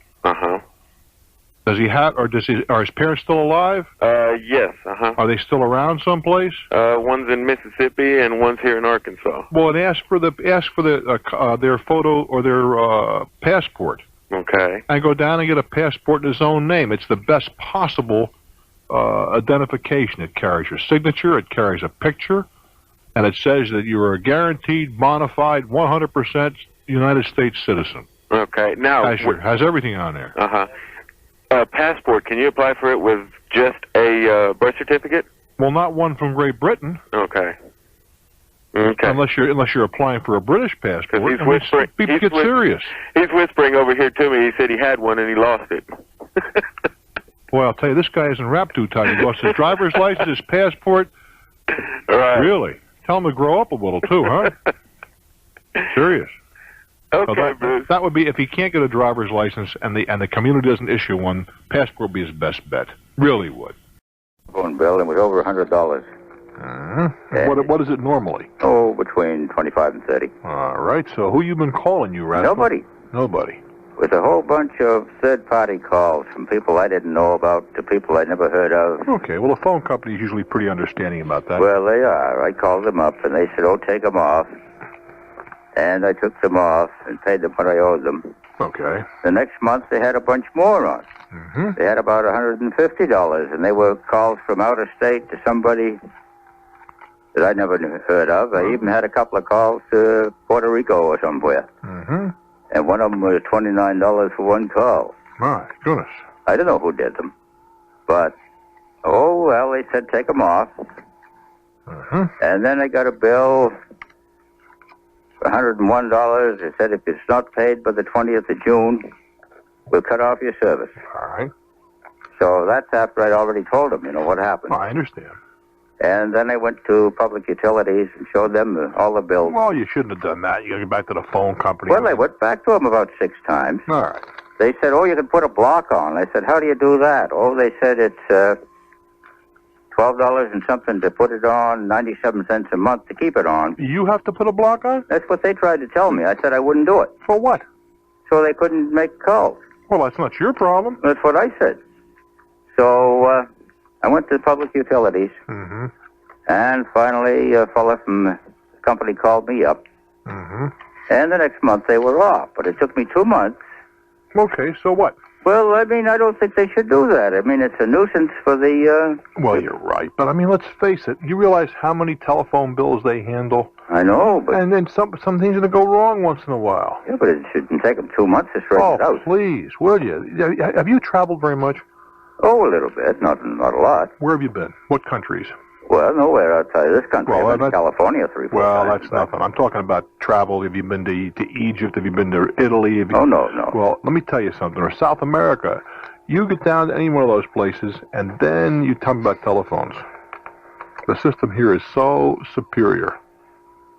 So you mentioned... I don't understand why they allow just anybody to pick up a phone anyway. Well, that's a whole different program, and I'm not going to disagree with that. In many places, you can't make a third-party call until you've verified it. Yeah, well, I can... Well, I understand all that, but... I can see you couldn't verify it if you wanted to charge it to your house and you weren't home. But on a scale of 1 to 100, this shouldn't be a very big problem in your life.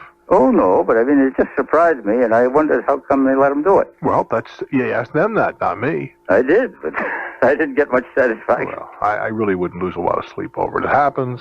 And the alternative, of course, is somebody's really abusing your phone number, change your phone number. So that's an inconvenience, too. And I'll grant you that. But I certainly wouldn't pay for any kind of a block. That's nonsense. No reason for you to pay for somebody else stealing from them. Buffalo, New York. Hello there. Hi, Bruce. How are you today? I am well, thank you. That's good. Listen to you all the time. I'd just like to get your opinion on purchasing real estate with no money down. I know you it's a great idea if bought you can do and it. sold a lot. Yeah, if you can do it. But if you're talking about these courses they teach you? No. Oh, what's wrong with no money down? Okay, nothing. I just was wondering what your opinion was on, say, you get 80% from the bank and then you take a second with the owner. What's wrong with that? You see, look. Well, nothing at all, because I just did it. But it doesn't matter. So have I. It doesn't matter. But the other side of the equation, which nobody seems to want to face, is putting a deal together. It doesn't require a rocket scientist. Mm-hmm. But now paying the notes off may. In other words, the property has to generate enough money to make the payments, or you better be making the dough someplace else. Okay. Now, I have found that you can do it with no money down, but the closing costs are always something that I don't think those so-called courses ever tell you about. Oh, sure, you can get around those. Well, I had just done a deal where, the guy held back a second, so it's no money, but I have to come up with the closing. And I thought that maybe I could put the closing on a credit card or something, but the interest rate would be so high. Why are you so adamant that you don't want to put any of your own dough in this deal? Because it's a piece of investment property. What does that got to do with anything? Well, I'm trying to leverage it higher. But I mean, look, there are times when you can borrow enough money to pay your closing, put money in your pocket. Mm-hmm. But I mean, I don't understand. It is not a capital offense to take a couple of kopecks out of the, let the moth wallet open up here, kid. Mm-hmm. Well, no, I don't have a problem with that. But how about the leverage aspect of it? That the more money you use of other people's money, the better it is than if you use your own. Well, yeah, up until a point, but we're back to the same problem again, which you haven't addressed yet. Tell me about this piece of property. Okay, it's on a area that's starting to pick up. Yeah. It's a 3-unit property. All right. How much to bring in rent a month? $750 a month. All right. And what are your hold on now. What are your taxes? $218 a year. $218 a year? Yeah, everybody says that. The bank said that too. Good golly. All right, you got $9,000 a year coming in. Well, how much does this property sell for? $24,500. And you're worried about closing costs? Well, I know that's. I'm not. I mean, I've gone and signed the contract and everything. And I would hope so. Yeah. I mean, it sounds like a ton of. It sounds to me like it's a rundown piece of property. It was, and the guy who bought it like 2 months ago and sold it to me, bought it as run down. But when I purchased it, he put new rugs, What did he pay for it? I don't know. Why don't you go find out? I didn't know if that mattered that much with the cash flow being so good. I mean, I am inquisitive to find out, but. No, the cash flow, if it holds up. Right. Well, one stipulation that I put in the contract was that it all must be rented out upon closing. I wouldn't put that in there at all. Why? Because I want to pick my own tenants, not have somebody else pick them. Well, he does month-to-month leases, and I figured I could have the money up front. And you also might have to get stuck with somebody bad that he just puts in there so he can sell it. That's a very bad idea, my opinion. Yeah. Well, I thought it was better to have that money up front than to... Yeah, but what happens if he wants to sell it desperately, okay? Let's do a little maneuvering here, right? Okay. Let's say you're buying it from me. Right. Okay, I want to sell it desperately. I'll get somebody with no money. I'll put the money up in the escrow account. Oh, I see. Now, you kick them out. Go ahead. It may take you 6 months to get rid of them. Yeah. Your problem. I think that's a dumb thing to do. I want the building delivered empty if possible. Let me pick my tenants. Yeah, I see what you're saying. Well, it raises an interesting point. It's something to think about. Right. That doesn't mean I go willy-nilly kicking people out. I've been there for a year, although you just told me this renovated, so they must be all new tenants anyway. Right, they are. How do we come up with this number that it'll rent for this kind of money? Well, that was why I first had said that I wanted it all rented out, because I didn't know where he came up with the number. I could set you up on that so quick and make your eyes turn over. Yeah. I have checked around, though, that the other rents in the area are going that high. That's another question. Yeah. So I did some other checking other than that. $275 a month a piece? $250. So $700. I'm sorry. Okay. All right. Doesn't sound like a bad deal to me, but I wouldn't worry about borrowing look, you can borrow it. Right. But it's stupid to pay 21% just because you want to say, boy, I did it with no money of my own. Yeah. No, as a matter of fact, we have the money, so that won't be such a big What I'm trying to get to. Mm-hmm. I think you just sloughed over my point. to go out and pay 12 or 15 or 20% for money. Mm-hmm. When you got your own money, it's only earning 8. Just so you got a totally leveraged deal is dumb. That's good for magazine articles, but not very smart for your bank account. Okay, I agree with your point. I understand it. Take good care. You Good luck. too. Sounds to me like you got a winner, kid. Okay, thanks. I'm Bruce Williams. Stick around for Talknet. Portland, Oregon. Your turn on Talknet. Welcome. Hello, Bruce. Hi. My brother and I bought a duplex about last September. We bought it for about $56,000. Yeah. He's in the Air Force, so he's in Sacramento flying around and having all kinds of fun. Mm-hmm. I live in half of it, rent out the other half. Our mortgage payments... Why did you buy it with him? Well, because he's an officer, a pilot, Yeah. and he had some extra money he wanted to invest for tax purposes. Yeah, but why did you need him to buy this house? Well, because I couldn't afford it myself. Even with the rental income? Well, I make about $20,000 a year. Yeah. How much is the other side of the duplex rent for? We're renting it for $400 a month right now. So you could have afforded the building without him. Yeah. Based upon the rental income. Well, anyway, so you didn't. So what's the story? Anyway, what I was looking at, I'm renting this house. It's a 2-bedroom duplex with nice yard and everything. I'm sure I could rent my half out for at least $400, if not probably closer to $450. All right. Because when we bought the thing, it was vacant. The owner had it on the market for about a year and a half. It needed a new roof, so he reduced the price for it, and we told him we put it on ourselves. So he rented the whole building to me for $400 for 1 month. We went up, and I lived in it while we were trying to put the roof on. And while we were there, the first weekend we were working on the roof, we rented the place, which was agreeable with the current owner. Yeah, he just wanted out, that's all. Yeah. So he didn't mind. Sure, why should he? We didn't know what the market would push. Okay, so where are we going with all this? Alrighty. What I'm looking at, I'm thinking about moving out and renting my half. It's a nice place and everything. All right, go ahead. I figure all my stuff is, I'm paying about $350 a month. If I could rent it for $425, then we'd have an income produced from it, right? My brother thinks if I move out and we're renting it for that kind of money, we should take the extra money and apply it towards the mortgage and pay it off at a quicker rate. We could pay it off in a 15-year rate instead of at the 30-year. Seems to me you'll take the extra money and put it to some kind of an account, and when there's enough money in there, buy another piece of property. That's what I was wondering. Is the advantage better to do that? Well, it depends if you want to stall and stay with one property or others. I don't believe in paying mortgages off early. You don't? No, sir. Not unless you're paying an exorbitant amount of interest. What are you paying? We're paying 10%. No, I wouldn't pay it off early. I put that money to a separate account, a joint account, and as soon as you have enough money in there, you guys could add to it, buy another piece of property. Well, that's what I was thinking. Well, that makes much more sense. Yeah. Good luck, kid. Thank you very much, Bruce. Worcester, Mass. Your turn. Hello. Well, good afternoon, Bruce. Hi. I'm in kind of a financial pickle, and I was wondering if you could give me some direction. Let's some talk. guidance. Well, I'm a single parent with 2 small children, and... Do you have custody? Yes, I do, full-time. Okay. And over the last 5 years, as you can well imagine, trying to keep up on the bills and keep the kids fed and pay the rent, you do fall behind. Now, in those 5 years, I've been laid off 3 times, and bills have gotten behind and behind. Now, what do you do?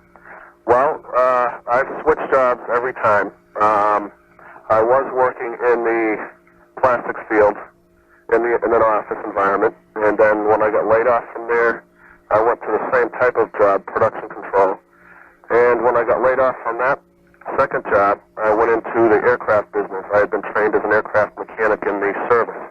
And I was at that airport for about a year, and the conglomerate bought the company out and just closed the operation down, put 40 people out of a job. From there, I went into furniture refinishing, and I've been there since the better part of this year. Anyway, I just got laid off again for about a 2-month period. How come? Well, business is slow. This gentleman started this business in the early spring, and Gee, and Massachusetts has one of the lowest unemployment ratios in the country. they sure do. So why don't you think about, I mean, Worcester's a lovely town, but if you can't make it in Worcester, why not move? Well, I figure if I can't make it in Massachusetts, then I might as well. I can't make it anywhere else. Like I said, the unemployment rate is so low. I do have a promise of going back to this particular job in 2 months when things start picking up. But my whole point in calling is the fact that in all of this, it's been very tough to keep my head above water. Yeah. Now, what I've been doing the last 2 or 3 weeks is trying to negotiate with one of the banks in the city here for a consolidation loan. It's not going to happen. Well, I got as far as last week getting a promise of a loan from the bank. Without a job? Well, I didn't know this at the time. I just found out Friday that, I was going out for 2 months. And what they had said is to come up with a cosigner, somebody that, owns property, that was willing to co-sign. So they're loaning the money to them, not to you. Of course. And, of course, I've had a hard time doing that because I don't know a whole lot of people that own property. I know several people that do, close friends. How much money are we talking about? Just under $4,000. And, like I say, it's just all come down to the point where, it's happened to me again, and I'm getting real frustrated. I don't know which way to go. Part of the problem, too, is the fact that going to work for a 40-hour week is a strain sometimes because you've got to get the kids off to school in the morning. Well, there's many a working woman that knows exactly the same thing. Exactly. But that's life. Yeah, that is. In fact, I live in an area here where there are lots of single ladies. Unfortunately, a lot of the jobs that are offered, even in this state, are $5, $6, $7 an hour. Even with the tough time they're having, with the finding good people. The pay rates are quite low. I'm fortunate where I'm earning, a double-digit income per hour. When you're working, but if you're not working, you go grab what you can grab. Exactly. Now, what I would do if I were you, rather than trying a consolidation loan, you can't. You got a bunch of politicians. Your state has voted for them to try to borrow their way to prosperity. It's not going to happen. You can't borrow your way to prosperity. If I were you, I would contact the social services department of your community, get yourself in touch with a nonprofit agency that has a debt counseling service. Let them help negotiate with your creditors. But just borrowing more money is not going to make it.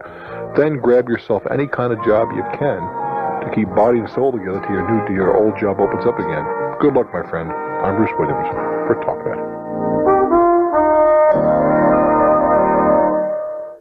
Las Vegas, Nevada. Hello there. How you doing, Bruce? I am very well, thank you. Oh, that's good. How are things in Lost Wages? Yeah, they're okay. That's what they are here. Basically, I'm calling about getting some money for graduate school.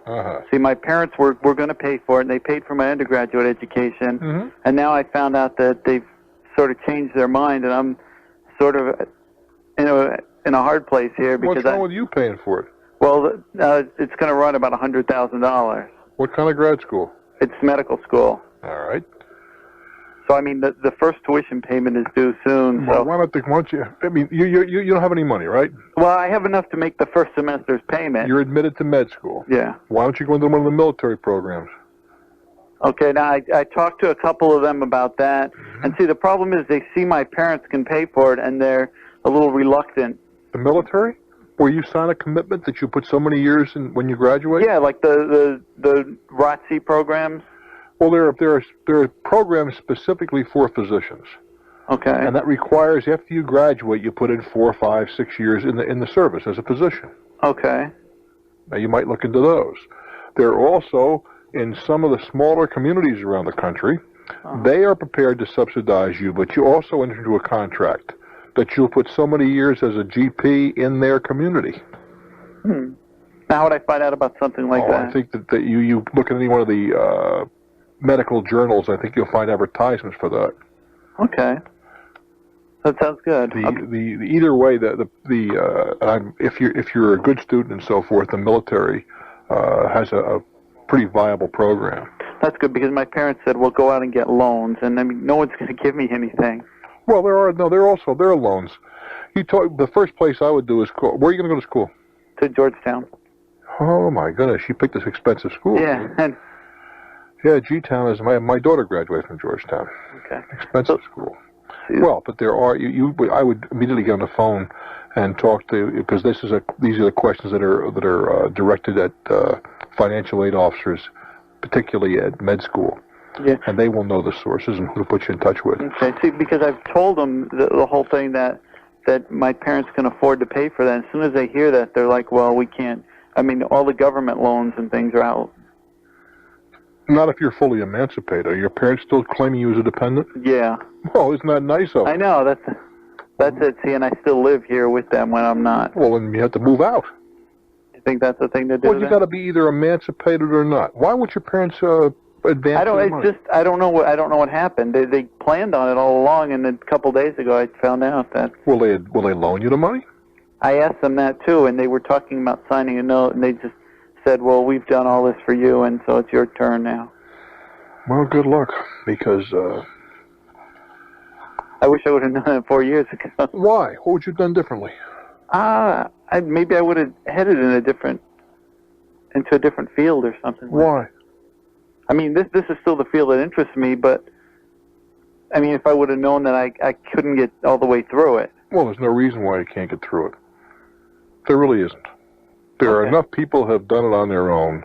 Why should you be any different? Okay. That sounds good. Thank you. Good luck, my friend. Okay, bye. Get on the phone immediately and talk to the financial aid officer and explain the circumstances, because there are a ton of different ways to go. I'm Bruce Williams. This is Talknet. We go now to Williamsburg, Virginia. Colonial Williamsburg. Hello there. Hi, Bruce. How are you? I am well, thank you. Listen, before I ask my question, I may have to tell you that you may be named in a divorce action between my husband and I. Oh? He found out about us, huh? Well, I've been chasing you all over his dial every night from 7 o'clock till 1 in the morning. My goodness, I appreciate that. Well, what's going on in colonial-type Williamsburg? Well, it's hot, and it's full of tourists. Okay. Before I ask you a question, another thing, is there any possibility that your show and Talknet would be on FM radio? Well, in some parts of the country we are, yes. So we're on 25, 30 FM stations. Oh, well, I know here I can't get you. Well, we are predominantly an AM phenomenon. Right. But in some parts of the country we are on some FM. Because it's easier to hear you and get your program clearer on FM than it is on AM. Well, that depends on where you are. I mean, that's true. But that I can't help you with. What can I do for you? Okay. I have a small gift shopping business. Gift shopping? Yes. What's that mean? Well, I have an answering type like service that you can call, order gifts. We deliver or we ship any place in the world. I mean, specific gifts or unique items in or out of a basket is what we started with. And then some of our items got too large for a basket, so we... you lost me. In or out of a basket. What does that mean? Well, that means that you can call up, like, you've heard of gift baskets. Yeah. Okay, you can call up, and the people give me the price they want to spend on a gift. Oh, I see. You're kind of a shopping service. Right, by telephone. Uh-huh. That sounds like cool. The busy executive can say, listen, my wife wears a size 11, a 10, and da-da-da-da, and you'll take care of it. Right, or contractors call and say, it's Secretary Week. I want a basket for my secretary. I see. But what I've gotten into now, I have talked to a lady in a shop in a mall, and she has this shop in this particular mall and 3 in other areas. Mm-hmm. And she's interested in items that I carry that are handmade by people, friends of mine. Mm-hmm. So I'm going to meet with her tomorrow, and my problem is, what kind of a percentage do I use so that I don't price myself out of... Well, here's the thing. You have to start backwards, all right? Right. In a gift shop, such as you described, she's going to mark it up 100%. Right. Well, you got to start with that premise. In other words, if you charge her $5, All right. she's got to charge 10. Okay, now, as a middleman, where am I lucky if I get $5 between the supplier and the buyer? No, well, wait a while. We got to start. You got to work backwards. Okay. Whatever you sell it to her for, she's got to double it. All right. Mm-hmm. Generally, what you're becoming here is a wholesaler. A middleman is not a good term because we don't know where there can be a number of people along the line. All right. Right. But generally a third, if you're selling in quantity. For example, you sell something.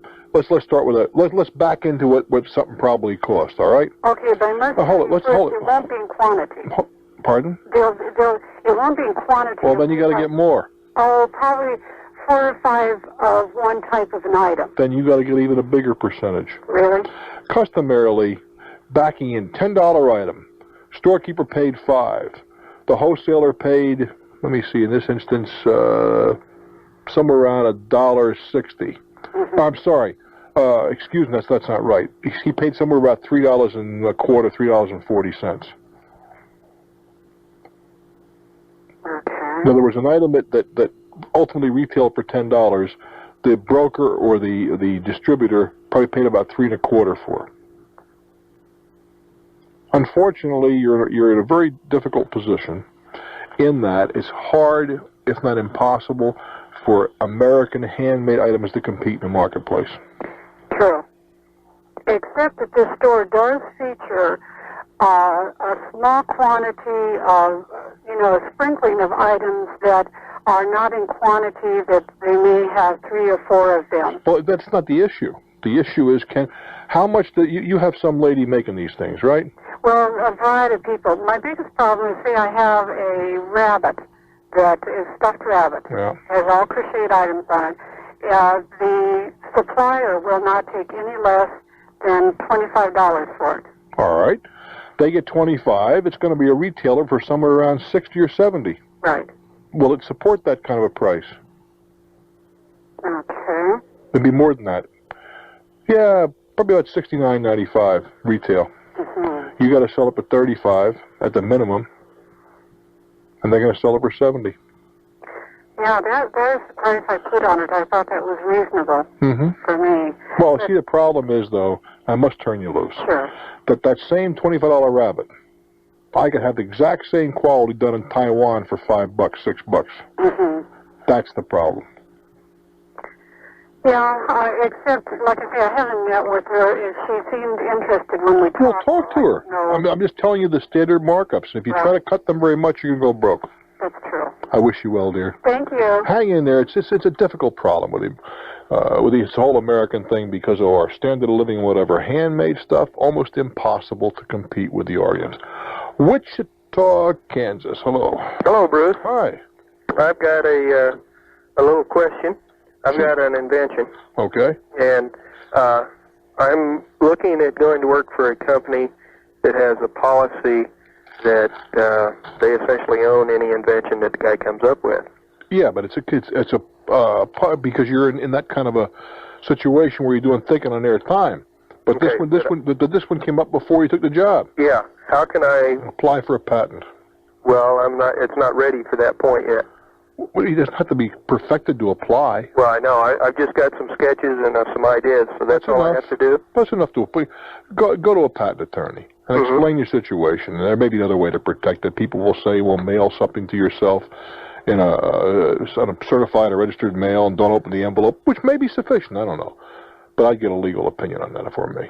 Okay, so then any changes I make in it and everything, that'd all be covered under... Well, now you're asking me to give you a blanket. I can't give you that blanket. Yeah, I understand. I don't know that that's true. But I think that if you could demonstrate clearly that this idea had its genesis well before the employment, and you could prove that, I think you'd be on reasonably safe ground. Okay. Good luck, kid. Thank you. I've heard attorneys say that mail registered letter and so on and so forth. I haven't got that much confidence in that method, but it certainly is better than nothing. Many times when you go to work for a company, they say, look, for $1 and other important considerations. Anything you cook up and concoct while you're here belongs to us because you probably thought it up on our time. And there's some argument there. You guys say, no, I don't think in the daytime. I only think after 4. Prove that one in court. I'm Bruce Williams. Of course, some of the people I've worked with recently, I got a feeling they don't think before or after 4. This is Talknet. North Little Rock, Arkansas. Hello there. Hello, Bruce. Hi. Got a question for you. Let's do it. Okay. I am 40 years old. I'm going to have an income here shortly of approximately $2,700 a month net.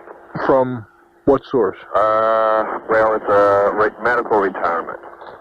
I mean, this is not something you have to earn every month for the rest of your life. Every month for the rest of my life. Okay. Okay. Here's my question. I'm in North Little Rock. I'm looking to buy a home in a small town where the living's a little bit more reasonable. Are you going to stay in Arkansas? Oh, yes. Why? Habit. It's not very... You married, single, what? Married, 2 children. It seems to me that you can... Maybe I don't see something here, but given the fact that you're going to get the same check, whether you live in Los Angeles, California, Boston, Mass, or West Bumbershoot, I would kind of spread my horizons out a little bit. Okay. To see where I can get the most bang for the buck. Okay. This is part of the question. I've got one child who will be a junior in high school. Doesn't want to leave the North Little Rock area, and I can understand that. Who asked him? I went to 4 high schools my freshman year. Okay. Who asked the kid? Wait a minute. Serious. Who asked him whether he wanted to leave or not? Nobody's asked him. Well, how do you know he doesn't want to go? Because I made the point very clearly. He made it. Correct. Well, why did he get the idea that you were moving? Well, my wife and I discussed it. Oh, okay. And when he said, I don't want to leave, what did you say to him? So, well, if you want to live under our roof, you go where we go. Bingo. I mean, I don't think that's even a consideration what a 14-year-old wants to do. Whew, boy. Okay. I believe in democracy, you see. The kid gets a vote, everybody else gets a vote, and you get 100. There you go. Okay, go ahead. Okay, I was considering going ahead and renting for the next 2 years before I make the move. I'm looking at a house that sells for $37,000, okay? All right, I don't know whether... I'm afraid to buy for 2 years because I'm afraid I can't get out under it. That's possible. Where are you going to go in 2 years? I'll be going in the eastern part of Arkansas. I'd go tomorrow. The reason you don't want to move is because of the kid? Yeah. Oh, you got it. How old is this boy? 16. Got 2 more years in high school. I would tell him, listen, son, we love you, but you're moving with us. There's no reason for us to sit here and live a lesser lifestyle just because you don't want to leave your friends. Life is like that. That's true. That's the way I was brought up. Huh. I mean, I would make that decision in a heartbeat. And if the kid has any character whatever, you won't have a problem. Okay. Well, my question being... I wouldn't buy for 2 years if that's what you're saying. You're absolutely right. Right. I'm thinking about putting back $1,000 a month for these 2 years. And then when I make the move... What do you mean putting back? Putting it in savings. I mean saving CDs, $1,000. Okay. You mean saving $1,000. See, it's a twofold purpose. If I go now, I have nothing to put down on this home. All right. If I wait 2 years, then I'm going to have $24,000 that I can use, to maybe buy an equity, maybe buy a $55,000 home. I don't have any quarrel with that. So, but how much less could you live in the new home than this one? Pardon me? How much less would it cost you to live in the new area than this area? Approximately 15 to 20%. And do you want to live there? Yeah. I'd move tomorrow. Tell the kid, look, we are the parents. We're doing this because we know it's good for everyone concerned. And you're going to have to learn how to give. Okay. And I'd be glad to talk to that boy. Okay. I really would. All right. Well, I was just wondering if it'd be worth me to sock the $1,000 back. I have no problem with you saving the money. Would it be? I mean, maybe I'd be better off in 2 years, moving in 2 years I don't see how you come to that conclusion at all. Because you could go rent there for 2 years too, for less money, and still save the $1,000 a month. Well, that's true. Or I can make double payments. Well, that's silly. Good luck, my friend. Okay, thank you. Have a long talk with that boy. I'm Bruce Williams. This is Talknet. Hello there, Louisville. Your turn. Yes. Bruce, I listen to your program all the time, and I think you got some good ideas. I wonder if you can give me some advice on this. Back in May, I bought an airline ticket for my son. He was formerly in the Peace Corps, and he wanted to go back to Senegal, Africa. Oh, my goodness. Why? Well, he liked it over there. He wanted to go back and visit some of his, the people, some of his acquaintances. Okay, I guess whatever turns you on. That's right. Okay, so I bought a ticket through a agency in New York because they had the best price. We paid approximately $1,200 for the ticket. Now, something came up, and he was not able to go. And what came up? Well, he got in touch with the people of the Peace Corps, and they wanted him to wait because the people, it's a little complicated. People in his village was getting a new person in there, and they didn't want an old person in there at the same time they wanted a new person, and they asked him to postpone his trip. So he got in touch with the agency in New York, and they told him that he could change it to another date in June. So, well and good, and he had to send the ticket back to the agency to exchange it. So, as it came out, when the date came in June, they said that they didn't have any room, no reservations, it was a waiting list, and blah, blah, blah, and a whole bunch of stuff. Is this a charter? Beg pardon? No, it was an airline, but they said I'm not supposed to mention the name. No, but is it a charter ticket? No. A straight? A straight ticket. It was right at $1,190. The number of dollars is not important, but I want to know if we're talking about blocked charter time as opposed... Now, wait a minute. It could be a regular airline.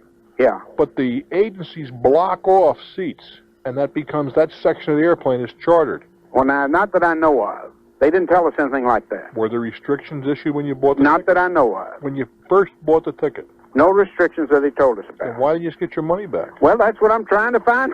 I mean, originally, why did you get your money back instead of changing it to June? Well, because he wanted to go in June, and they said they could do it. All right. Okay. So I was in New York, and I went up, why he didn't get this ticket, I went up there, and they said that they couldn't get any space any time that he wanted to go. So we said, okay, let's have our money back. We have to turn it into the airline. So I got a letter from them that they have that ticket. Got a letter from whom? From the agency. They gave me in writing a receipt for the ticket. How'd you pay for this ticket, by the way? Certified check, or I'm not sure, it's either certified check or a cashier's check. All right, go ahead. Okay. So that was back in the middle of June. They said the agency would take care of it. Well, the agency said that I couldn't go to the airline myself. They'd had to go through the agency. I have been now since the middle of June trying to get our money back on this ticket. And I have called them. I'm back in Louisville, and I have called them and called them and called them. Every time I call them, it'll be another week or so. Have you called the airline? Well, now, wait a minute. Yes, I called the airline, and they said they don't have any record of it. Oh, it's very possible the ticket didn't get bought. Didn't get bought? I had the ticket. What does that mean? I had the ticket in my hand. No. You're missing the point. An agency can issue a ticket. Yeah. The following Monday, they're supposed to report that sale to the airline. Yeah. They get all kinds of blank tickets in their office. Well, I don't know. Well, I'm telling you. Yeah, I take your word. Go ahead. What I'm driving at is it may well be they issued a ticket but never notified the airline the ticket was issued. Well, now, I have a number on the ticket, and the airline told me that was one of their numbers. I mean, it could have been one of their numbers, but they don't have that number in the computer for a refund. So I talked to the guy. The last time I talked to him was yesterday. I talked to the accountant at the boss or something at the agency. And he promises me I'll get the money back in a week to 10 days.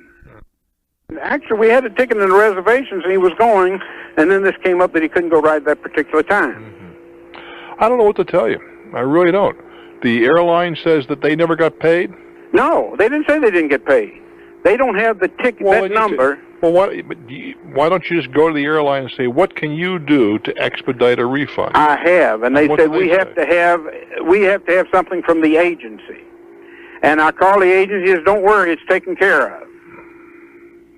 Well, in that case, call it the Department of Consumer Affairs in New York City. You might just tell them that we discussed this on national radio, and that it was my position that they have the clout to make a phone call to that agency to get them off center. What agency would you call there? Is there a consumer agency in New York City? Yeah, the Department of Consumer Affairs. Department of Consumer Affairs. New York City. New York City. And you might mention, as I said, you and I had this conversation, whether or not, see, there used to be oh my goodness, I don't know. There used to be an agency you had to belong to, or a group to be a travel agent. I don't believe that obtains anymore. Yeah. So there's no pressure. I don't know of any pressure you can put on there. But the airline itself should be in a position to put some pressure. Well, see, what I was trying to make the guy do, to tell the fellow, is tell me who he was talking to at the airline. Yeah. And who he turned it into, and I'll call them, but they wouldn't never tell me. Mm-hmm. When we get done with this conversation, I'd like you to hold on just for a second, because I'd be curious to know the agency and the airline. All right. But in the meantime, you hang on now, but I'd suggest that you contact the Department of Consumer Affairs and explain that you're out of state and that these folks have been fooling around with you for several weeks and not giving you the refund that you're entitled to. I'm making an assumption that this was not a charter package, a non-restricted ticket, and so on and so forth. I think you'll find that a phone call from them should get them off center. If not, you give me a call back and perhaps we can do something for you. It's frustrating though. But again, that's why I keep telling people, try and do business in your hometown. Then you can walk in and pound on a desk. I'm Bruce Williams. This is Talknet.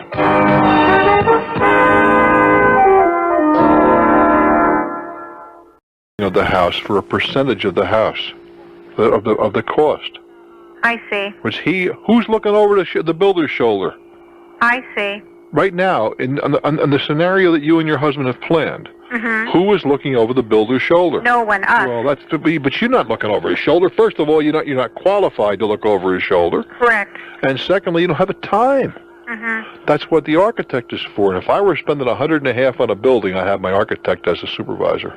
Okay. And I wouldn't even consider this business of going out. See, that the likelihood is that the guy you're going to talk to tonight mm-hmm. is not very solid. Is not a very solid citizen. Maybe a lovely guy, salt of the earth, mm-hmm. but he's not a solid citizen when it comes to money. Mm-hmm. And he couldn't go out and buy the lumber. Mm-hmm. He didn't have the credit. Okay. Okay, what if we have, in all fairness to this man, have heard some recommendations that he does a nice job. He may be an excellent carpenter. Uh-huh. Then fine, use him as a carpenter under some other under some other general contractor. Correct. If that can be done. But the fact that he wants to cut the deal the way you've described mm-hmm. indicates to me he doesn't have the money or the skills to do the job as a general contractor. Well, and if he doesn't have them, what in the world makes you believe you got them? Right, right. Furthermore, as a practical matter, you could not buy them, that lumber you're talking about, right? Mm-hmm. Well, a good general contractor can buy it a heck of a lot cheaper than you can. And a good general contractor will cut a much better deal with the electrician than you will. If somebody quotes you a price, how do you know it's a good price or not? Right. You don't. Right. That's not a put down, is it? No. Just it's a statement of you're intelligent enough to realize that this is not your discipline. Mm-hmm. Stay out of it. Okay, I appreciate your advice. But I would definitely consult or use the architect or a architect to oversee the whole deal. Okay, I'll pursue that too. Take good care. Thank you. You're very Bye-bye. welcome. Des Moines, it's your turn. Welcome to Talknet. Hi, Bruce. How are you? I am real well, thank you. Well, that's good. Well, I have a question. I am a musician here in Des Moines, Iowa. What kind of a musician? I am a drummer. Uh-huh. And I am looking to move to New York to attend the Drummers Collective. All right. And I'm just curious as to what I should expect for housing and food and, like, how much cash I should get out. How long are you going to be here? I don't know. Indefinite. Hopefully for a long, long time. I hope to end up making a living there. Mm-hmm. Well, let me say New York, everybody thinks of Manhattan. Right. I was thinking of maybe in New Jersey, but I wasn't sure about what the commute would be. Well, how much it would cost. Well, it's costly and it's time-consuming. But how old are you? 19. Okay. Well, you can live in a pretty primitive fashion. Right. Real primitive. It's just a very expensive part of the country to live in. Yeah, that's what I've come to understand. And the likelihood is you're going to have to get a job of some kind. Right. To support your other bad habit, being a musician. It's a bad habit. Yeah. I've got a son who's a musician, so I speak of some authority. Yeah. It's just a difficult way to make a living. I fully understand that. And you're going to one of the more expensive cities in the nation where it's not unusual to pay $8 for a sandwich. Right. You say, right, but how are you paying for a sandwich in Des Moines? What does a good corned beef sandwich cost in Des Moines? Probably $4. Does it cost that much? $5. Well, you're going to pay at least double that in New York City. Right. So what are we talking for rent? What should I be expecting to pay? I've heard $1,000, $1,500. Oh well, you're not gonna be able to afford that kind of thing. Right. It's ridiculous. Right. You're gonna move in with some other kids or into one of these youth hostels or something of that nature. Okay, and what should I be expecting there? Well, I'm not even sure they have them for males. They have them for females. Right. I'm not sure they have them for males. You probably get a furnished room in one of the boroughs. Dick, help me someplace. Furnished room for a young kid, 19 years old, in Queens or Brooklyn. How much? He says $400 or $500 a month for a furnished room. Okay. And that would be in one of the outlying boroughs where you hop on a subway to come in every day, which is no big deal. Okay. And probably cheaper in Brooklyn. Okay. Now, what about you? Don't want to bring a vehicle to New York City, do you? No, you don't need a car. Okay. Well, a car be a liability. Okay. Because I plan on driving there and selling it. Well, you can do that. Because I have no money in the car, really. Because I do buy and sell cars. What kind of car? It's an old Corolla that I bought for $300 that I know I could sell today for $700. That's how I've made my money to get myself. You're better off to sell it where you are. You think so? And fly out? Fly or hop on a bus. You get these deals, $59 anywhere in the country. You want to save money. And see, the problem with that is how would I get my drums out there? That's another matter. That's a good point. That's what I thought. I thought I could fly out for $125, but then I've got no drums. That's a good point. Well, you could probably ship them. But I think selling a car here is not going to be easy. Okay. Because you have a foreign bill of sale, which people are going to look at it with a raised eye. Right. I still think you're better to sell a car. Okay. Any idea? When you move into a furnished room, don't bring your drums.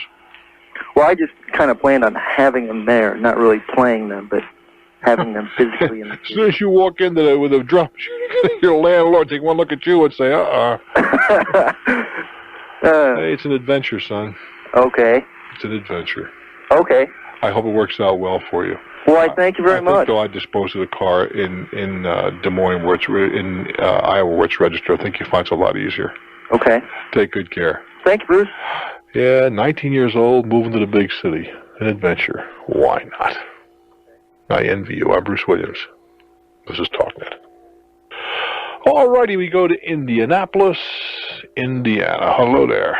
Yes, Bruce. How you doing today? I am very well, thank you. Good. I think you need to clone yourself, and that way you can be on 24 hours a day on a good, clear FM station.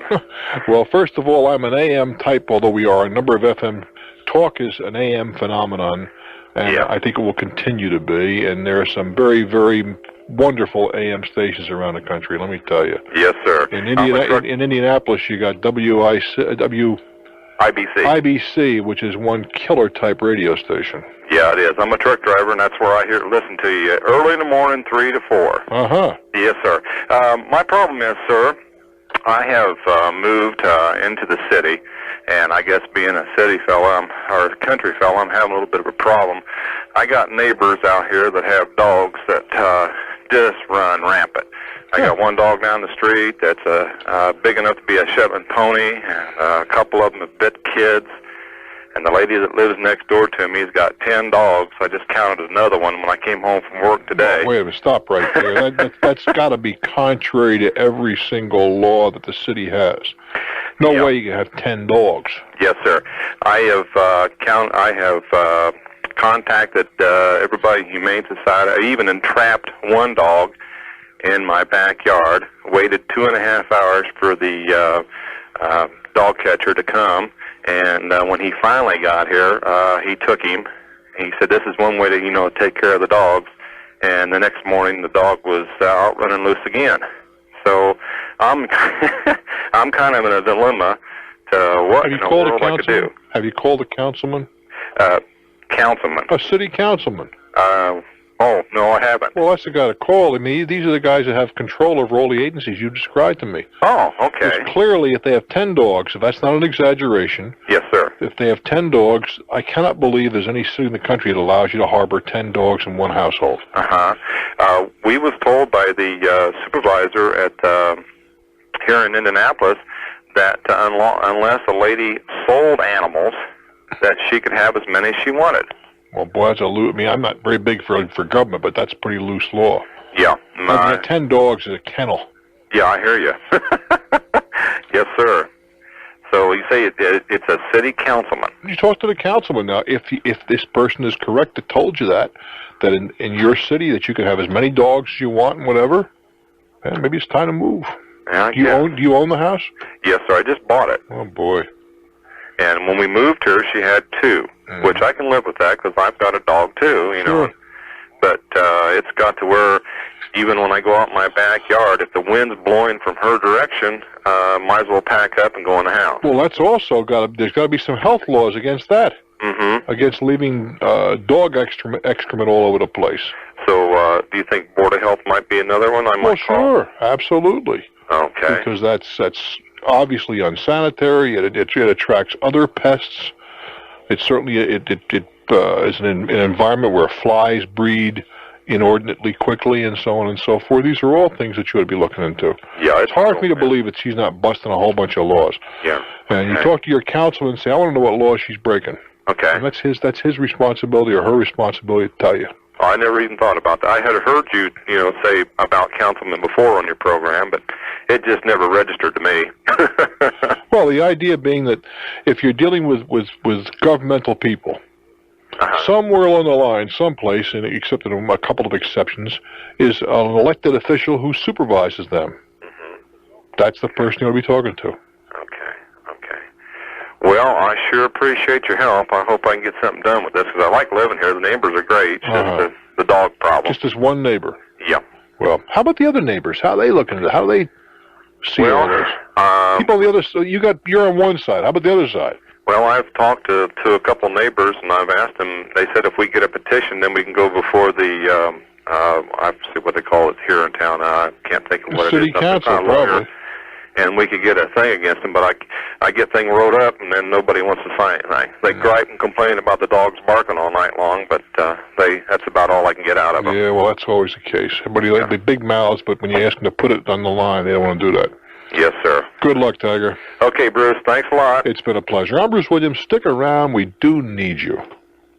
This is Talknet. Greenville, South Carolina. Your turn on Talknet. Hello there. Hello? Hi. I'm retired and my wife is about ready too.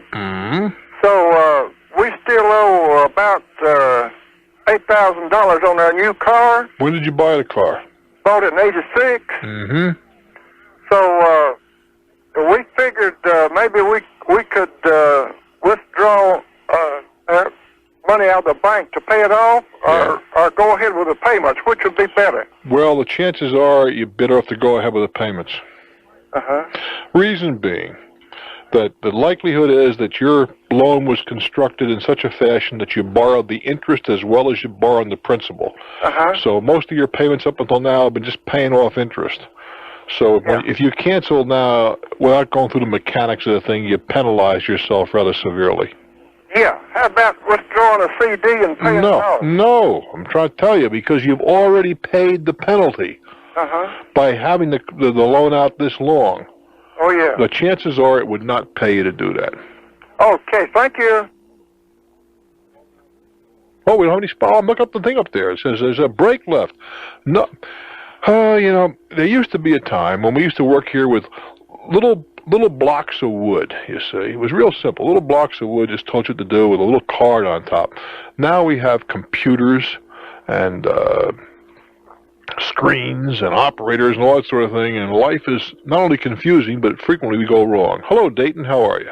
Hello, how you doing? I'm very well, thank you. I've been calling you for years. I would like to talk to you about, I'm planning on making a move to Southern California. Making a move, huh? Yes, and I would like to give you my situation, see if I'll be able to live there. I've got about $90,000 saved up. Mm-hmm. 90,000. Pardon? 90,000. That's not too shabby. Sure.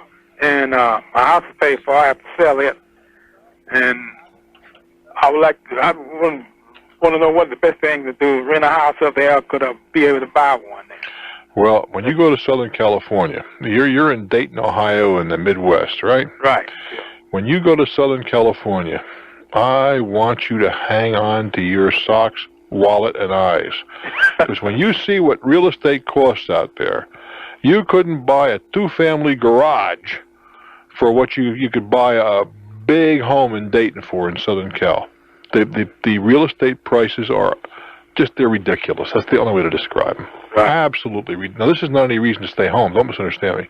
Yeah. But the real estate prices are incredible. Yes. They really are. Furthermore, when you go to a new area, when you go to move to a new area, it's really, in my view, unwise to buy right away. Because you're walking in, you don't know what's what and who's who and what's a good neighborhood and what you like and what the commute is like and all that sort of good stuff. Well, I know the neighborhood I want to move to. How do you know that? I have a relative live there. Well, that's just not a good enough reason. Yeah. Really, and I'd say move there and rent. Oh well, that's what I'm trying to find out. And well, you see, you rent, and then you get maybe your relative loves it there. When you visited there, it looked pretty good.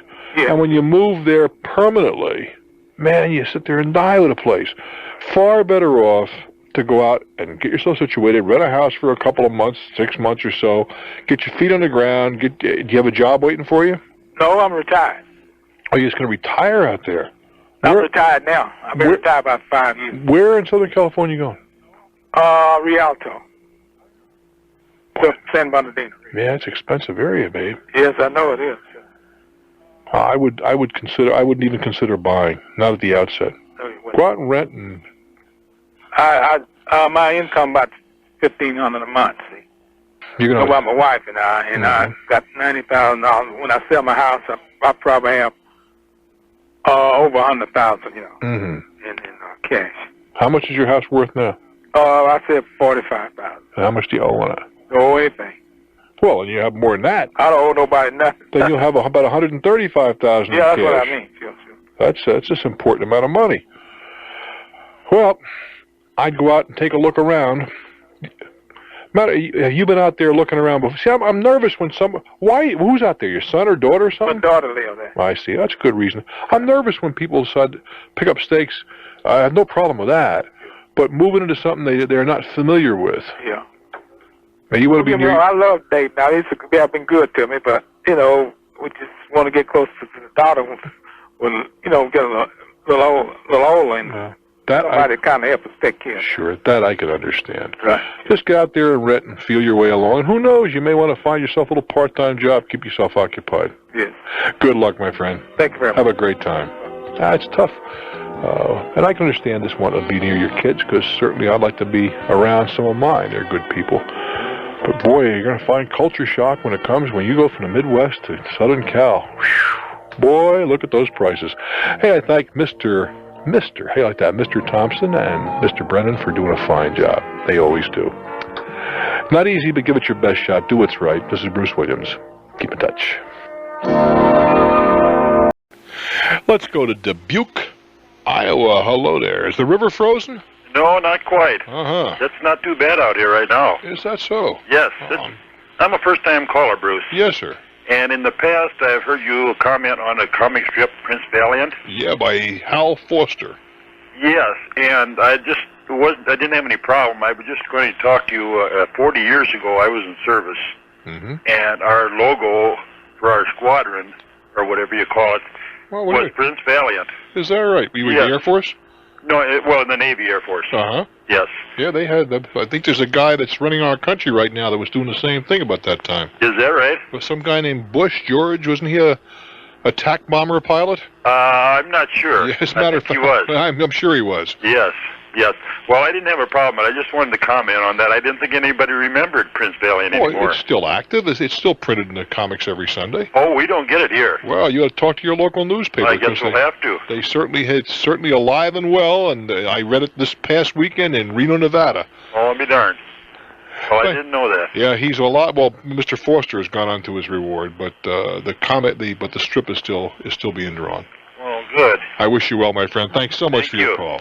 Bye. Syracuse, hello. Oh, Bruce. Hi. The first-time caller. Yes, sir. Bruce, question I want to ask you is, I've got a little bit of a problem with a son-in-law, and sticking his father-in-law with a lot of bills. Kidding. Okay. How old is this rascal? How old is this rascal? This rascal's about 23. Okay. Well, I'll tell you, my wife is here with me, and he's 25. Okay. Sounds like you're having a party there. Huh? Sounds like you're having a Well, party. I got my daughter's son and my son's here with me. We're all in the kitchen. Okay, well, ask him to keep the noise down, huh? Yeah, keep the kind of noise down, will you? Okay, there, I told him. Okay, go ahead.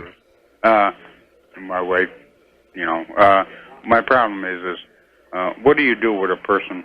And his How is he sticking you with bills? Tell me, what's he doing? $17,000.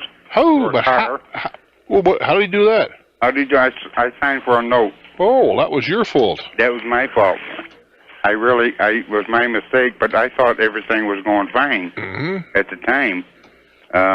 Plus, I signed a note for him for about $15,000 6 years ago, and he reneged on the last payment of the note. This kid's only 25, and when he was 19, you signed a note for $15,000? Yes, sir.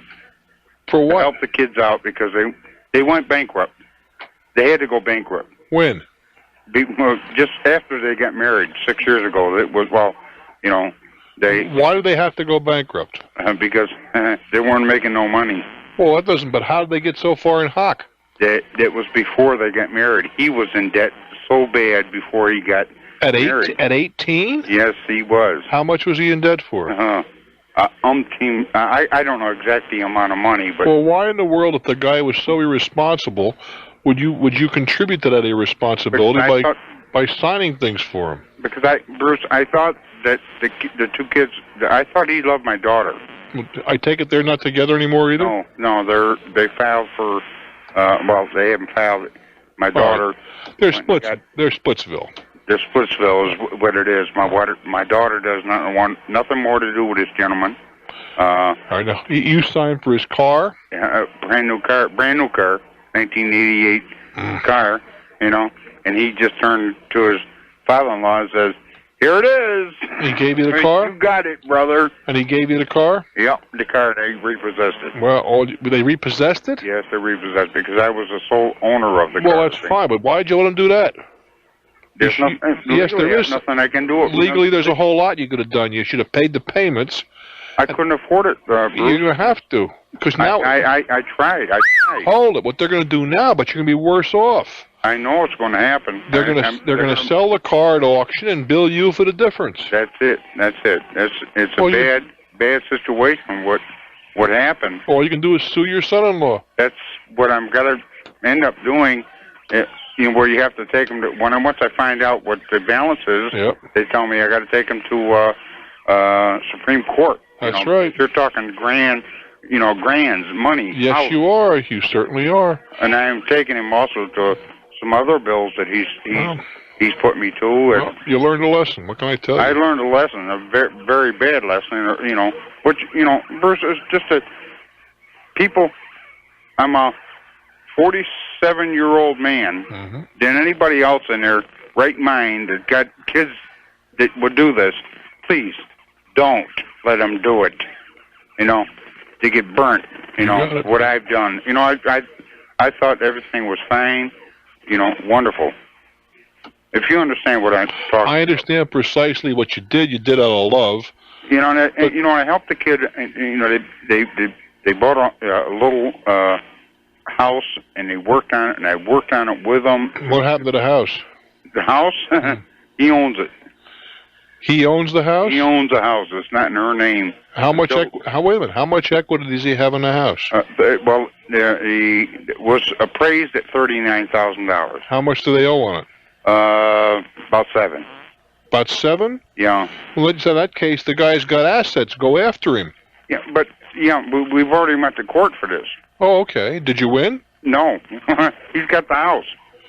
Yeah, he's got the house, because but he destroyed the house before. Well, wait a minute. I want to get a couple seconds. Now, listen to me. Yes, sir. He may have the house, but if it's worth something, and wait a minute, you go after him for what you lost on the car, and then get a lien against the house. Now, you may not get you may not get your money right away, but eventually, if he wants to sell a house and you get that lien on there, you'll get paid before the house is sold. It would seem to me you got at least a shot at that, and I'd do it. I'm Bruce Williams for Talknet. Let's go to Motown, Detroit, Michigan. Hello. Yes. Hi, Bruce. How you doing? I'm fine, thank you. I want to pick your brain for some business advice. All right. Talk gently now. The brain has not much to contribute here. Okay. Have the opportunity to purchase a business that has a rental base of $75,000. What does that mean? Okay. What that means is it's a water softener business. And they have $75,000 worth of equipment out there, or $75,000 in revenue? Rental income. Revenue. Right. How much is that equipment worth?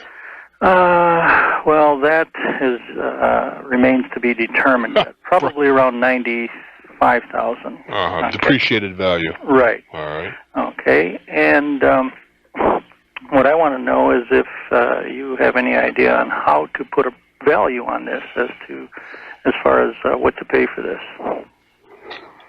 Do you sell them salt and stuff as well? Do you service it, or is it strictly just to collect the money and run? Is it an ongoing? Not all of it is serviced in that manner. Okay, I'd say about probably 25% of it is serviced. Is it an ongoing enterprise? You got to keep selling more equipment because the need runs out. What's the business throwing off a year?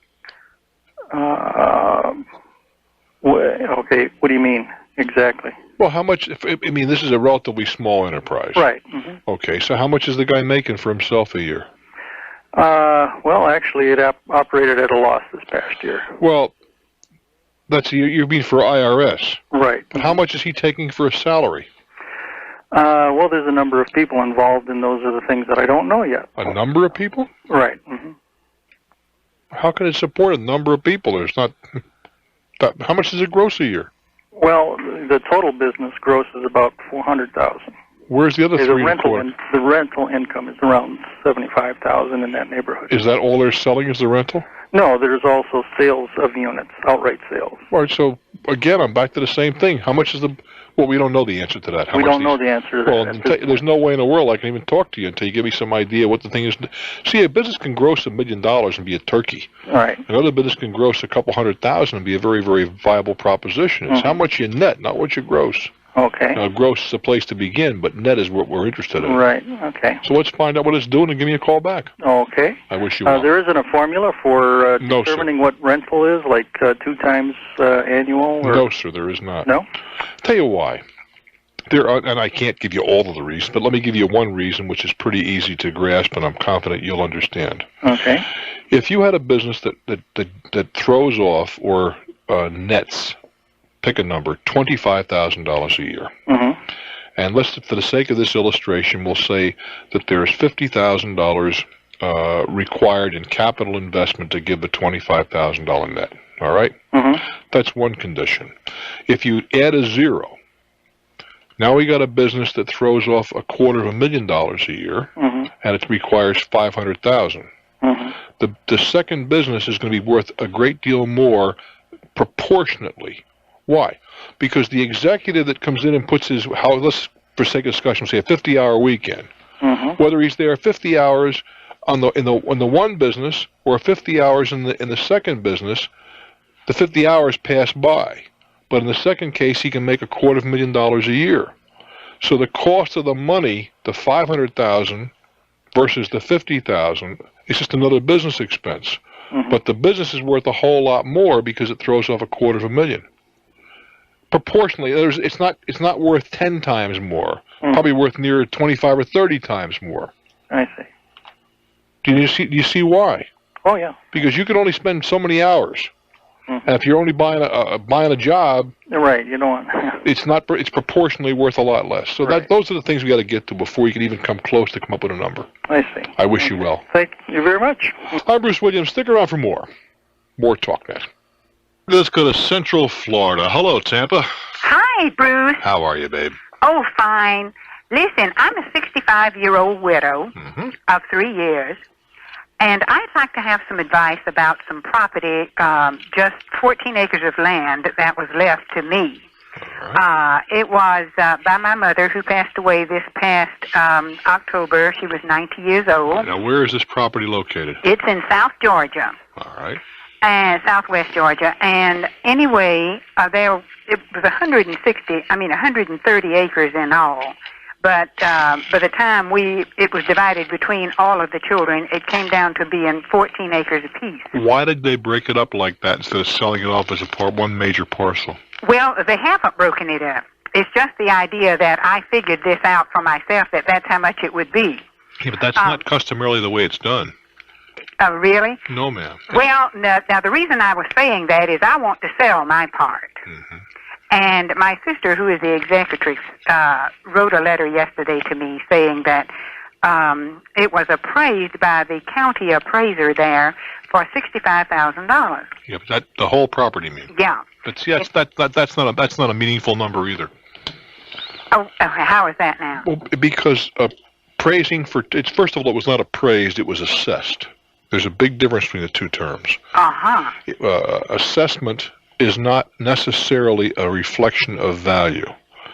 And it doesn't have to be. It only has to be accurate relative to the other properties in the assessment district, which is a fancy way of saying if a property's worth $1 million or $1, it doesn't really matter very much as long as it's assessed in proportion to the other properties. You had two pieces of property in town for the sake of discussion, just two. If we say one is an acre, one is 2 acres. Okay, now we have to raise $1. No, let me see. We got to raise $3 to run a town. It wouldn't matter very much if we said the assessed value on property number 1 is $1, and the assessed property, the value of number 2 is $2, or if we said it was 100 and 200, 1,000 and 2,000, 1 billion and 2 billion. You'd still be paying 1/3 and 2/3 of the town's budget. So it doesn't matter what the assessor says. Secondly, if you got a piece of property as big as the one you've described, you just don't whack it up arbitrarily because it would depend on road frontage. Well, hold on now. Just listen to me. You got things like road frontage and a creek and maybe some timber and the amount of topsoil and a whole bunch of other variables. So customarily, that's not the way it's done. You sell off the whole property and you whack up the dollars. Yeah. Well, I didn't want to go against all of the other brothers and sisters How many who are were there? thinking about keeping theirs. There's 9 of us. Oh, boy. 2 have died. And yeah, but they've got families. Yeah, they had 2 children each who are coming in on that. So now you got 7, 8, 9, 11 people involved. Well, my sister and brother have said that they would like to buy each of us out that would like to sell our part. Well, that's fine, okay. And this is why I was getting to the point about this assessed and appraised. Well, no, wait a minute. Has it been appraised?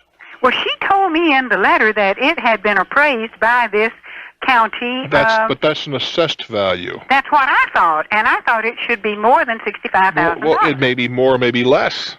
Well, probably I have heard. But hold it. Yeah. What you've heard is not material right now. Okay.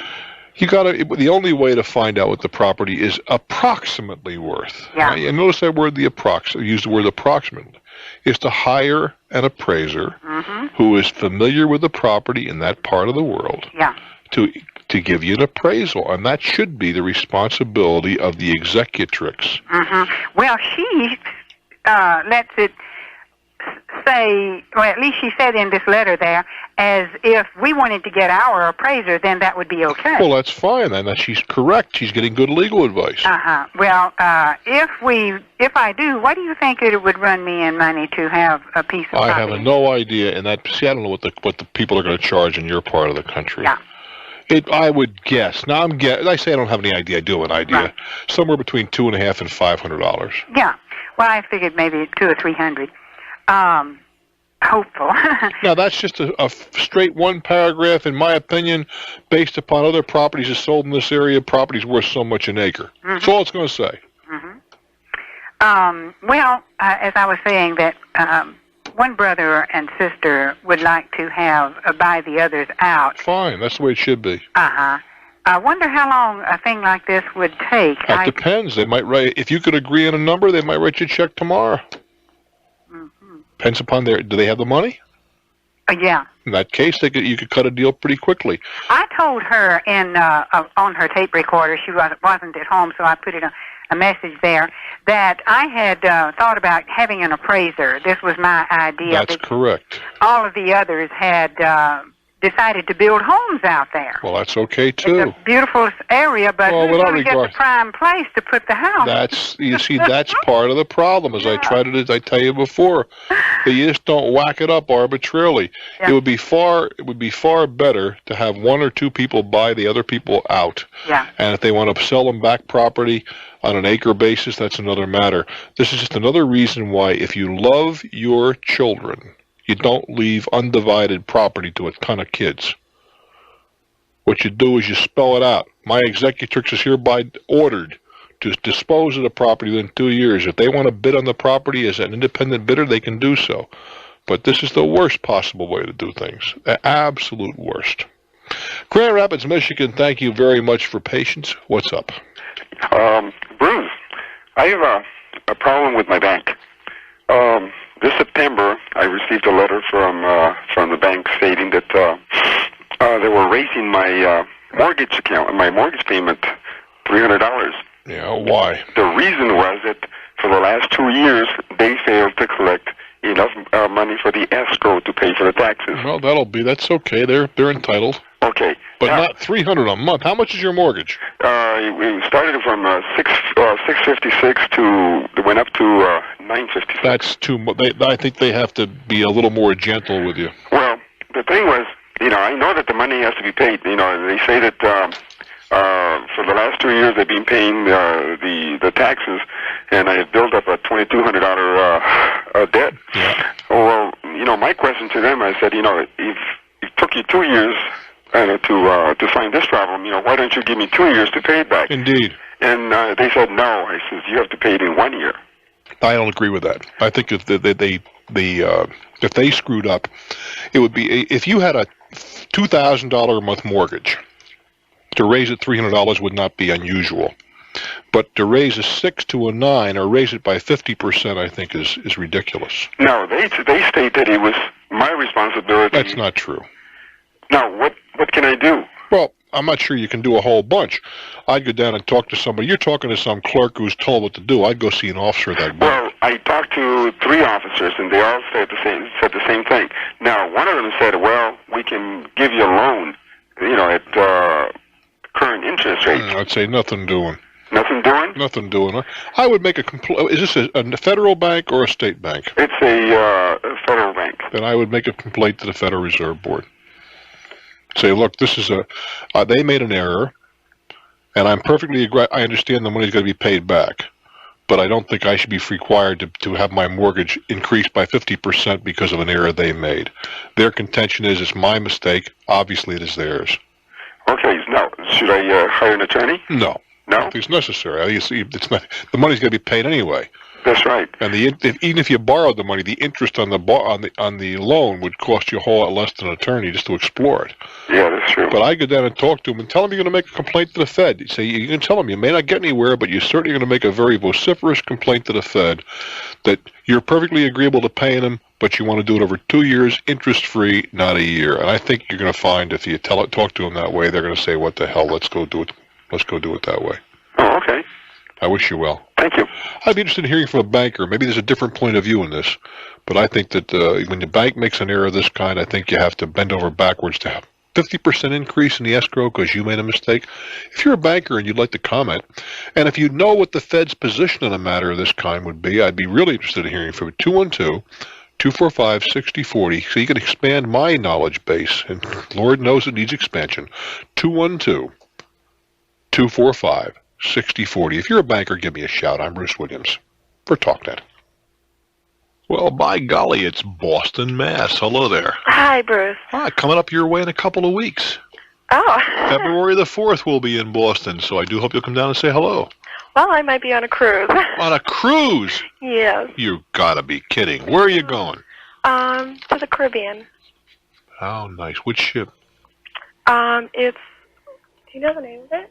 It's one of the Carnival cruises. Okay, you're going out to Florida, huh? Yeah. All righty. What's on your mind?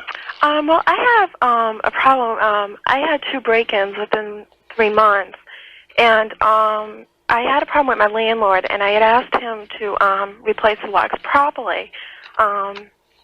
He winds up not doing things properly, so that's why I do use the word properly. And I was wondering, how would I go about to sue him because they weren't fixed properly? I had the Board of Health down. They sent him a letter. What's the Board of Health got to do with the locks? Well, because they weren't fixed, I had them come down and do an inspection. The Board of Health? Yes. Do an inspection? Well, what? I don't know. How does... You just trying to get even with them or something, or what? No. Well, what do the locks have to do with the Board of Health? Well, I had other problems with him also, and they had written that in with their report. Why don't you move? Because I can't afford it. I mean, it's real cheap rent, is that it? Yeah. When you have cheap rent, that's the kind of service you get, dear. Yeah. That's what it comes down to. Mm-hmm. So is there any way of taking him to court? I know the police had said that I could take him to court, but... Well, you can take him to court. Whether you succeed or not is another matter. Mm-hmm. You're saying that the locks are just not good locks? Right. The whole frame of the door is bad.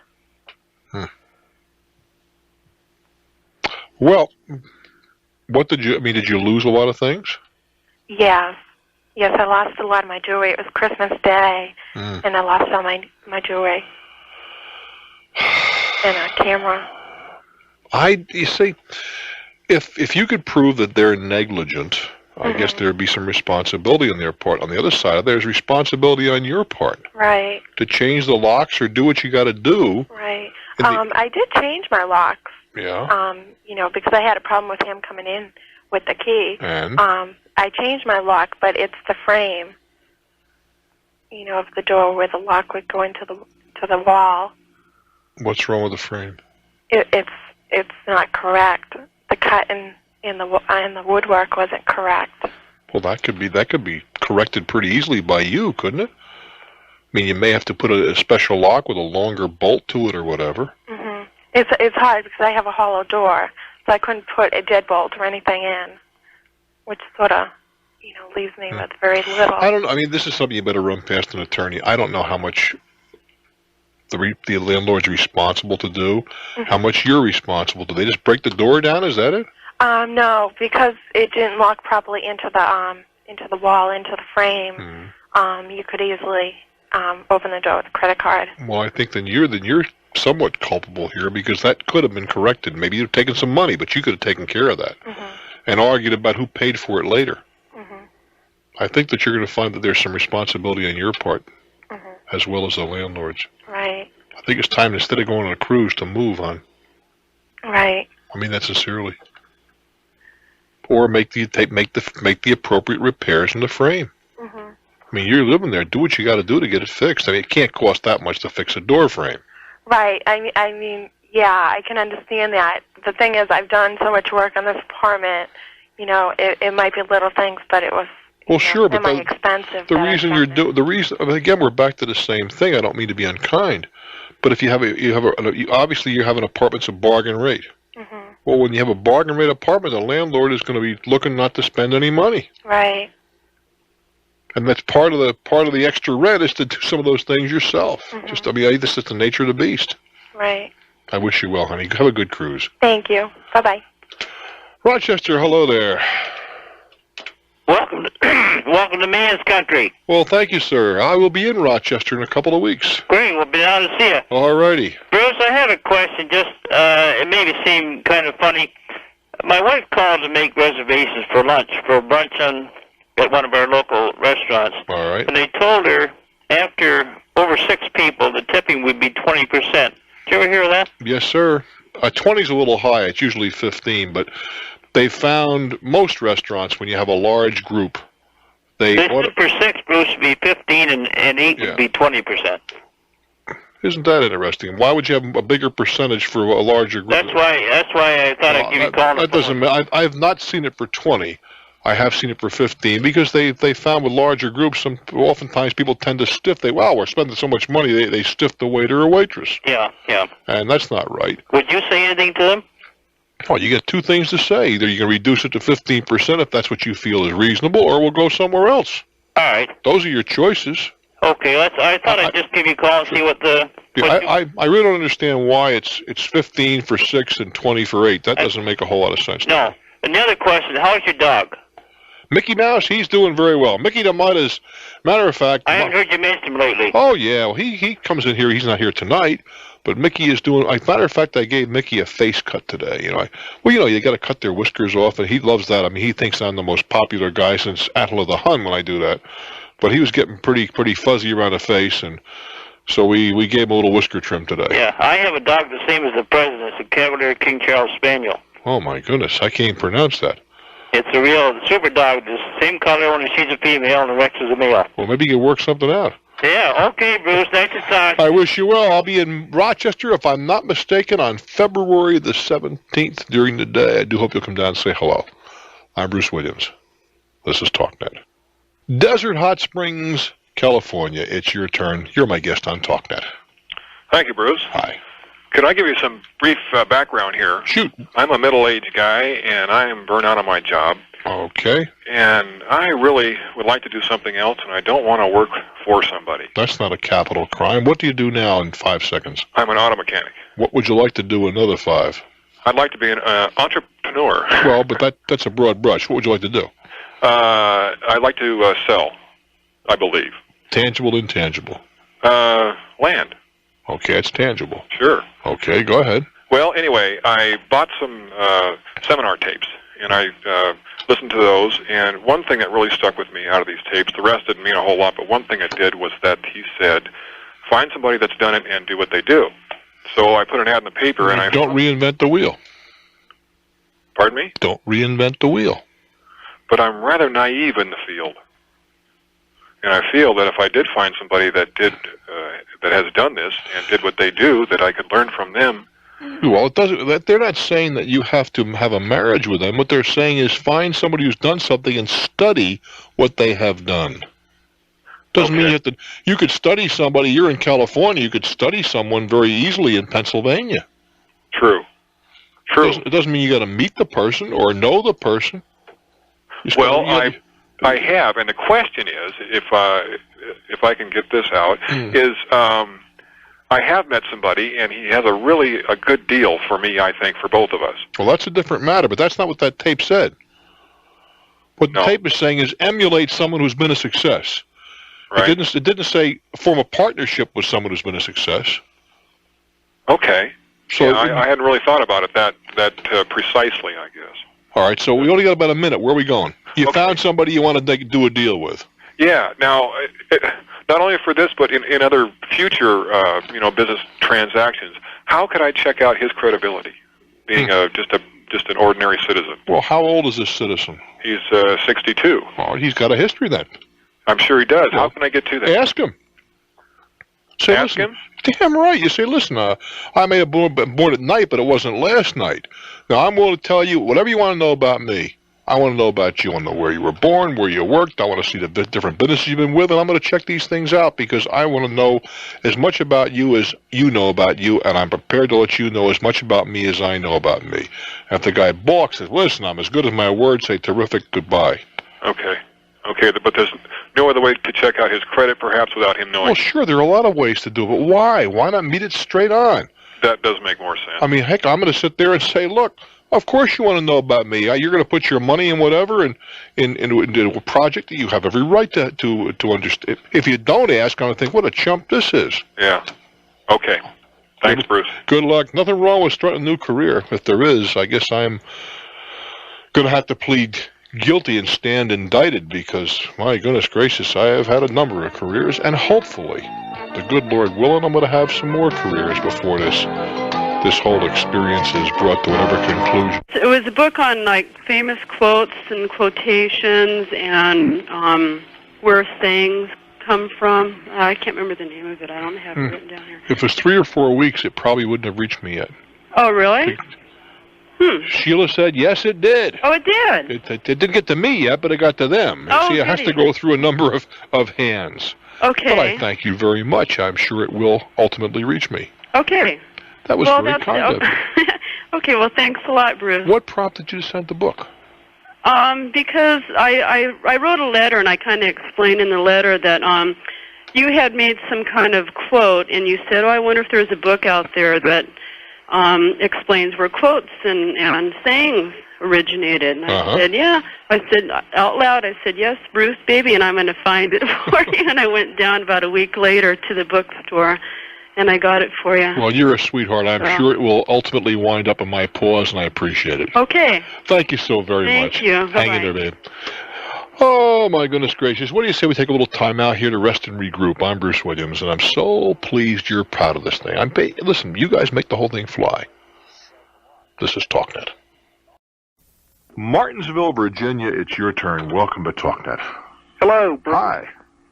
I just have a quick question. Right now I'm in a sales job, and last year I made approximately $38,000. Uh-huh. And law enforcement is something that I've always wanted to get into. And how old are you? 25. Okay, because you realize that's the entry into law enforcement is very restricted in terms of age. Yeah, you got to do it before you're at least 29, they tell me. Oh, it depends on where you are. I mean, it's 34 in some places, but nonetheless, it's kind of interesting too, because the government says you cannot discriminate when it comes to age, but the government can do it. That's true. Anyway, you want to be a cop? That's right. But in the state of Virginia, they only make $19,000 a year to start out. Well, is it? What do you mean, a state police? You want to be a state policeman? State police, right? Okay, it's kind of almost a paramilitary organization. Right. And you're making 34 now. 38. Whew, double. Yeah. That's a hell of a hit, isn't it? Yes, it is. Especially when you have 2 kids. Can you afford to do that? Yeah, I probably could, because I don't have that many. It doesn't cost me that much to live. I mean, I haven't gone out extravagantly, put myself in debt or anything like that. Well, what does your bride think of all this? She wants me to do what I want to. I mean, she doesn't really want me to be a cop because of, the danger involved. But, I mean, she's supportive in all the other aspects, I guess. She's willing to take a 50% hit. Yeah. Boy, I'll tell you, that makes her unusual. Mm-hmm. It really does. All right, so where are we going? Well, I mean, is it crazy to take a 50% cut in pay to do what you want to do? No, I don't think that's crazy at all. However, the other side of that is, what is the potential of what you're doing now? Do you like what you're doing? Yeah, I like it. All right, let's stop right there. Okay, it's not, you don't like it as much as maybe being a police officer, but you like it. What is the potential for going to, getting further ahead where you are now? Oh, I can see myself, in fact, probably at the first of the year getting another promotion and stepping into a whole lot more money. How much? It would probably put me in $80,000 a year range. Are you prepared to give that up for 20 to 30? I don't know. You know that the from that you're a better man than I, Gunga Dean. Well, I've never had any aspirations of being a rich man, but I mean, being a police officer is something I've always wanted to do. Well, let me ask this of you then: why haven't you pursued that before? Because when I was 18, I got married and had a kid, and I've just been, working and trying to support my family, and I have pursued it in the past, but everybody turned me down because of lack of education. What, do you have a degree now? No, I don't. I think you're very foolish to do it. Okay. Very foolish. I'll tell you why. Nothing wrong with being a police officer. We're starting with that, okay? Okay. But in police science, like a number of other crafts, more and more a degree is required to get any place. You found yourself a place where you've cut out a niche where you can make very important money without the degree. They are relatively few and far between. That's true. To blow that away, I think, would be a very foolish mistake. Okay. Well, money certainly isn't everything. I understand that. No, it's not. But you're going to have a tough time getting along on half, I'll tell you right now. And to give up that kind of potential for something that, if it was that important to you, you'd been there already. And you also still have the same handicap you had before, the lack of education. Right. So, given all those conditions, I think you're making a mistake. Well, I may just stay where I'm at. No, there's some other things to be considered here, too, before you take off, all right? Okay. You like police work, right? Right. Why not join the police auxiliary? That's true. I could do that. You could go out. I mean, in my community, we have a police auxiliary, very active police auxiliary. If you saw them walking down the street, you can't tell the difference. They wear the same uniform, wear the same guns, the whole routine, have police powers, but they're business people in the daytime, and they do this at night. And they're interested, and they make a very material contribution to the community, and you could kind of satisfy both things, couldn't you? Yes, I could. The only program they have around here, though, is basically just a neighborhood watch program. Are you certain there's no police? I'm not talking about the state police. I'm talking about the local police. Have no police auxiliaries? No, they might have in some of the larger towns surrounding us. But just a thought, that's all. Okay. I wish you well, my friend. Thank you. I'm Bruce Williams. Agree or disagree? I am so pleased you've joined Sheila and me. Yeah, Sheila is doing her little schizophrenic role now, answering the telephone, working the boards. The only problem with this young lady is when something goes wrong, she stamps her feet and holds her breath. Now, I think, Sheila, at 47 are you now? Oh, well, whatever. I think we got to stop. We just blew out her sex life with that crack, she said. I'm Bruce Williams. Stick around. This is Talknet. We go now to Auburn, Mass. Maine, excuse me. I was trying to figure out where we're going. Yeah. Hello there, Auburn. Hi, Bruce. Hello. Hi. I have a friend that has invented an exercise belt. Belt? B-E-L-T? Belt. What does it do for you? It tightens your stomach muscles. How? When you say I don't belt, exactly know yet. I mean, when you say belt, does this this is something you put around your waist? Yeah. And just leave it there by itself? Kind of. It's hooked onto another, like a floor mat. Wait a minute now. This is starting to get a little kinky here. You have a belt and it hooks to a floor mat. Yeah, it hooks onto a floor mat. It's something you sort of see. You stand on it while you're. Yeah, you stand on it to hold it down, kind of thing. And you turn, and it's supposed to be tighten your stomach muscles. This sounds like a bad Bob Newhart routine. Well, he wants my husband and I to invest in this invention. All right, now we're getting serious. Okay, he has sent it to the company. To the company? What company? Can I say it? Well, you mean a company that manufactures equipment? No, a company that approves inventions. Oh. Okay. Forget it. Forget it? You mean one of these companies that they say they're going to put it in front of the public and they're going to bring it to manufacturers' attention and all that kind of nonsense? Uh-huh. Yeah, well, you don't believe in those companies, do you? I don't know. That's why I'm asking you. Well, I do not. What did the company tell them? This is a great idea, send more money. Well, they want money first, and then they want money after. Yeah, forget it. Really? That's just throwing money right down the toilet, in my opinion. Oh. Now, I'm not going to tell you that nobody ever got ahead by using one of those companies, because I'm sure there may be an isolated example. But you want to test my theory? Mm-hmm. All right. What's your first name? Anita. Anita? How old are you, Anita? 35. Okay, before you throw away hard-earned money, Anita, should we test my theory? Uh-huh. I want you to come up with some crazy invention. Okay. You know, it could be something like, maybe let's do it in the same general genre. We'll have a tummy flattener, we'll call it, okay? Okay. And it's something that you put around your tummy and then you thump on it, and it thumps away the fat, right? Yeah. Now, I want you to describe this thing. I want you to send it to the same company. Yeah. And I'll bet you get the same letter back. Oh, this idea has potential. Send us money. Well, the people that from this company have called me up, too. Oh, I'm sure. And do they usually ask for money, though? If it's a good idea? Does a cat have whiskers? I mean, if it's a good idea... Does a cat have whiskers? Yeah. Do they usually ask for money, Anita? Okay. You bet your life they do. Does a crocodile have a tongue? I mean, come on. How do other people get their inventions out, though? They spend money, and they have them. They do prototypes. They get them patented if they are mechanical in nature and can be patented. Then they have prototypes made, and then they have put them on the test market. Then they have to advertise it and whatever. You're talking about major league money. Lots and lots of money. Yes, ma'am. But why don't you do as I described? You design. You can. You and your husband can think up something kind of crazy, not too crazy. I mean, I don't want something that is transparently nuts, but something that's kind of off the wall. You get the same letter, same thing from these folks.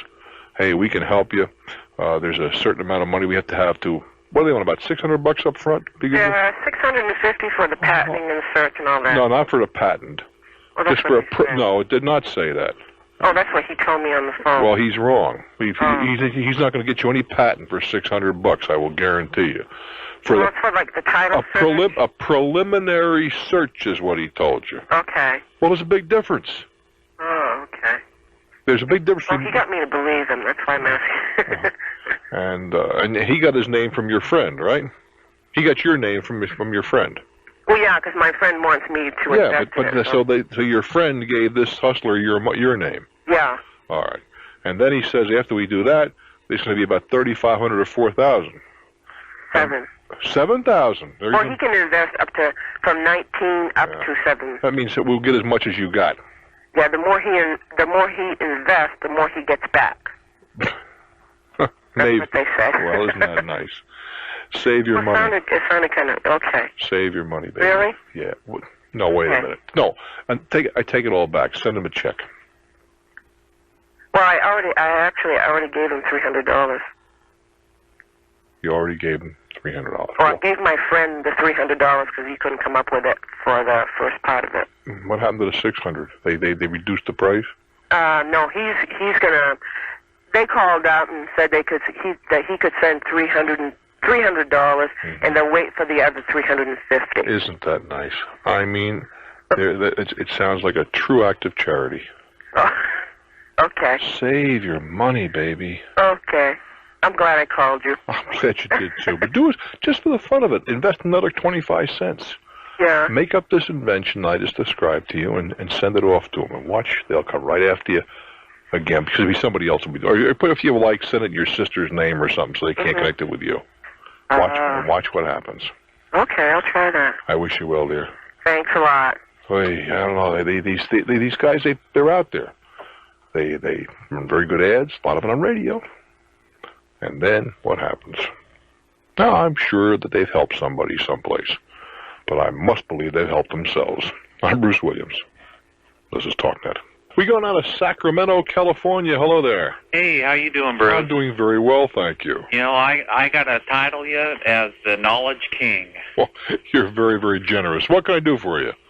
Bruce, I have been working in a field, electrical services, for 10 years. Could you be a little more specific? Well, more high voltage services. What? I'm not sure what that means. I mean, I apologize. I don't know what that means. Such things as electrical transformers. I mean, you install them, build them, sell them, service them, maintain them, do all of it. All of the above. The reason I'm trying to hesitate here is, Bruce, my situation is I want to go out on my own. Okay. Mm-hmm. Now I'm working for this corporation right now, but I'm lining up to do my own business. Everything's in place, basically. All right. Now, if I start, pardon? Are you intending to raid their customer base? Well, I came with my own customer base. I have roughly, I've been dealing with 11 western states, and I have probably 10,000 customers that I have a large reputation myself. 10,000 customers? Oh, at least. Wow. I'm a multi-million-dollar producer, basically. But, I've never had the confidence to go out on my own until just recently, really. Up until a couple of years ago, my wife and I ventured in on another project.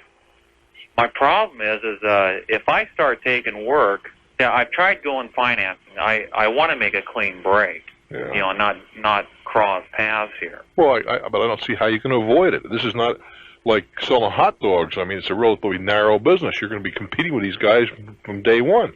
Yeah, exactly. See, my situation is if I start taking, I go out on my own. Yeah. Can they come at me? Very possibly. First of all, did you sign any kind of an agreement that you wouldn't compete when you went to work for them? I did not sign that type of agreement. I signed that. What did you sign? If the customers that they have in place are sole rights to, it's their customers. Yeah. But there's nothing that states that, if I go out on my own, but these 10,000 customers, the agreement that you signed, does it restrict you from doing business with them? No. You're sure of that? Positive. Well, why are you so positive? Because that would be would be more usual for the contract to be somewhat restrictive. Well, I'm wondering, what would be defined as a customer? I mean, well, do you have a copy of the contract you signed? Not in front of me. No, I don't mean that, but you do have a copy. Yes, I do. I would urge you to have that reviewed by a decent attorney to see what they can do under California law. Okay. If they're, what redress is available to them.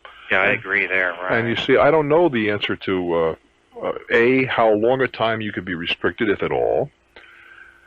What about new customers?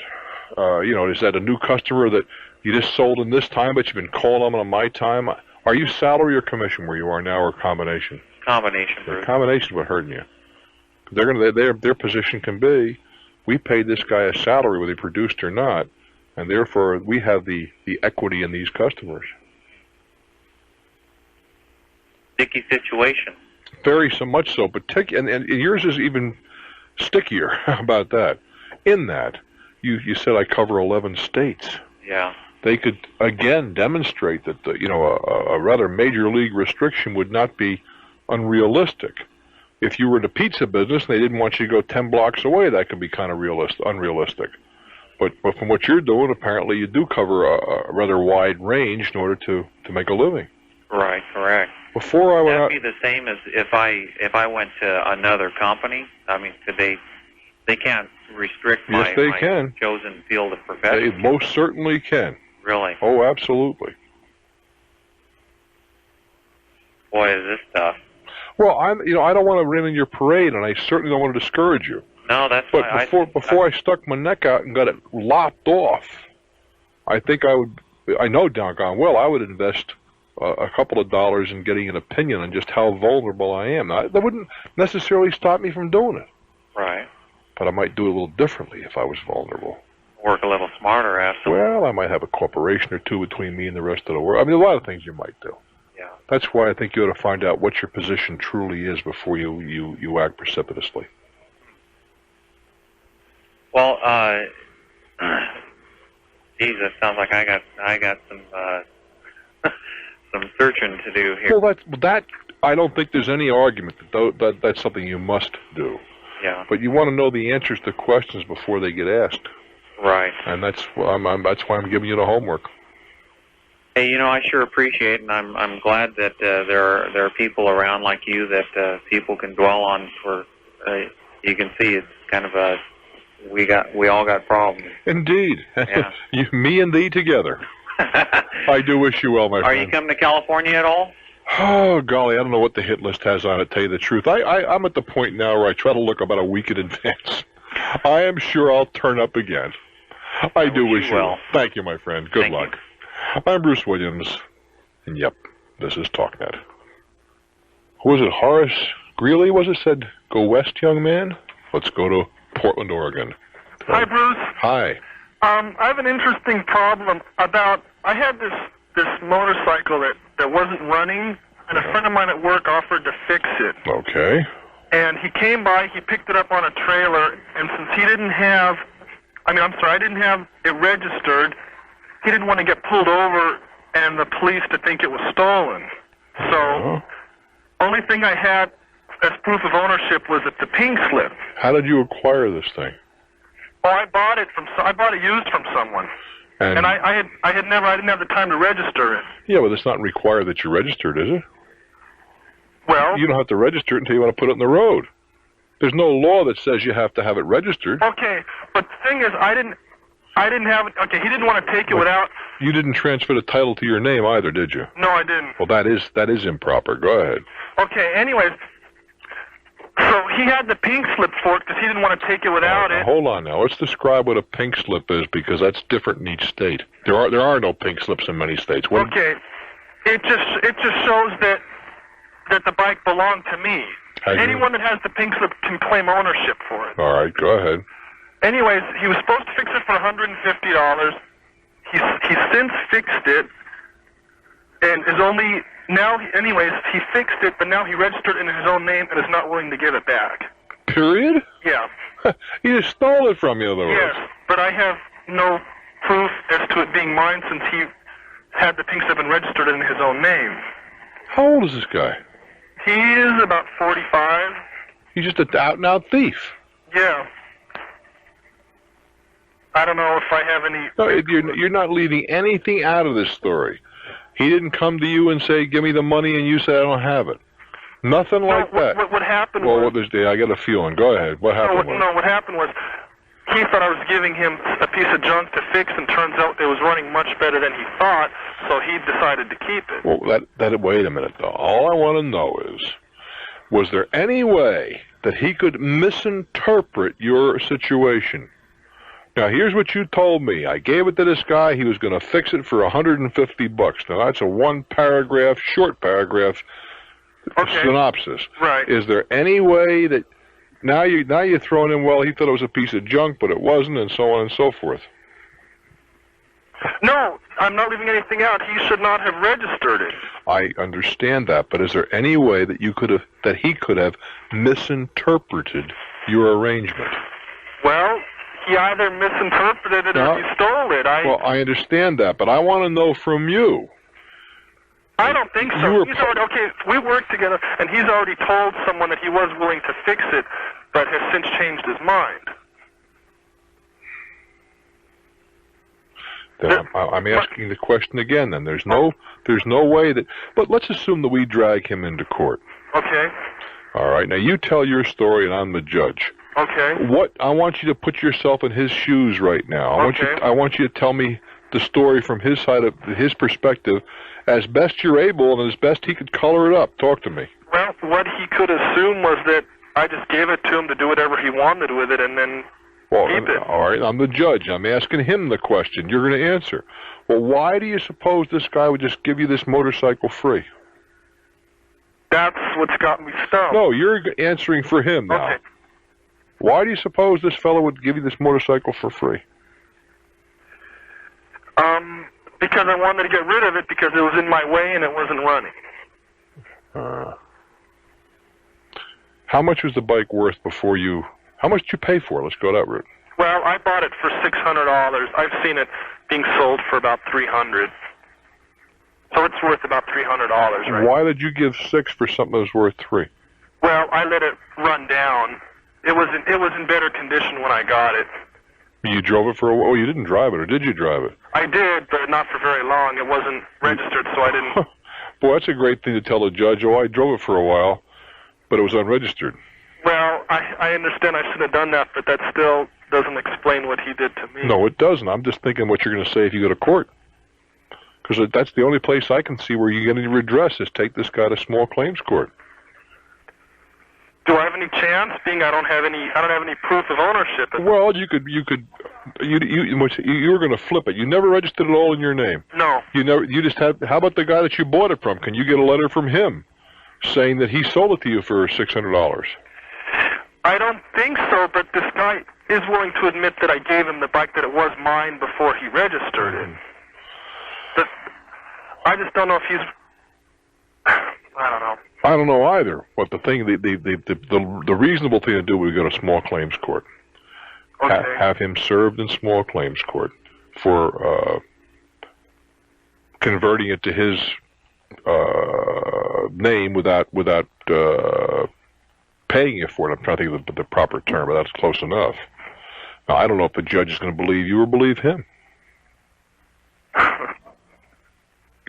When you see him at work, I only got a few seconds. When you see him at work, what does he say? He looks the other way. When you walk around and turn, you say, "Hey, Charlie, what's the story here?" What does he say? Well, since I've demanded to get it back for $150 and he won't, he just ignores me now. He just walks the other way. Well, I mean, I can't even say you learned a lesson here because, let's face it, nobody would expect somebody to do something like this. I mean, it's just not reasonable behavior. When you see someone every day, you think you would trust That's them. what I'm getting at. I'm not criticizing you for not doing it and getting receipts, because I've done the same thing that you said. I clearly would have. But I think I would be in small claims court and let a judge sort it out. Good hour, kids. I'm Bruce Williams.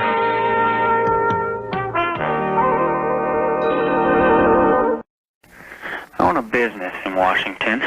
I take the big credit cards. Not happy with the system that I use right now for my merchant discount. What are you unhappy about? The system to get approvals and all. I have to phone them in, and 9 times out of 10, if I have 4 or 5 credit cards that I need approved when I'm getting ready to head down to my bank, I'm hung up on before I can finish reading all the numbers. Well, why don't you get one of these little machines for about $200? Well, that's my question. It does all of that for you. I had at the time that I was having, this difference of opinion with my banking here, had a company solicit me for one of these. Yeah. And it's about $200, right? Well, no, what they're trying to do is set me up on a lease program. Why? They're looking at $40 a month. You can buy them outright for about $2, $2.25. I know because I own some. Is that right? Maybe 2. I mean, I don't pay much attention to that part of the business, all right? But we have them in every store now. And I think they were somewhere between $200 and $250, and I couldn't operate one if you put a gun to my head. Right. But all it does is kick out, and we belong to an association which may or may not have influenced the price. Don't know the answer to that. But all you do is just you tap in the information, and you don't fill out any more credit slips, nothing. Yeah, and a little register tape pops out, and that's what the customer signs, and that's it. Yeah, I'm familiar with that. And it's pre-approved. Yeah, exactly, and it puts the money right in your account. Well, we have a little different. We get a check every 2 weeks. Okay, well, they'll do it either way. Yes, you can have it, but you see, the quicker you get the money, the more it costs you. This guy's coming in, and he wants to set me up for 36 months at $40 a month. It sounds like, what kind of business do you have? I have a interior window covering business. Blinds, shades. What is the average ticket? $500. I've got I did $10,000 a month in MasterCard. In that case, that's too much money. My opinion. $40 a month?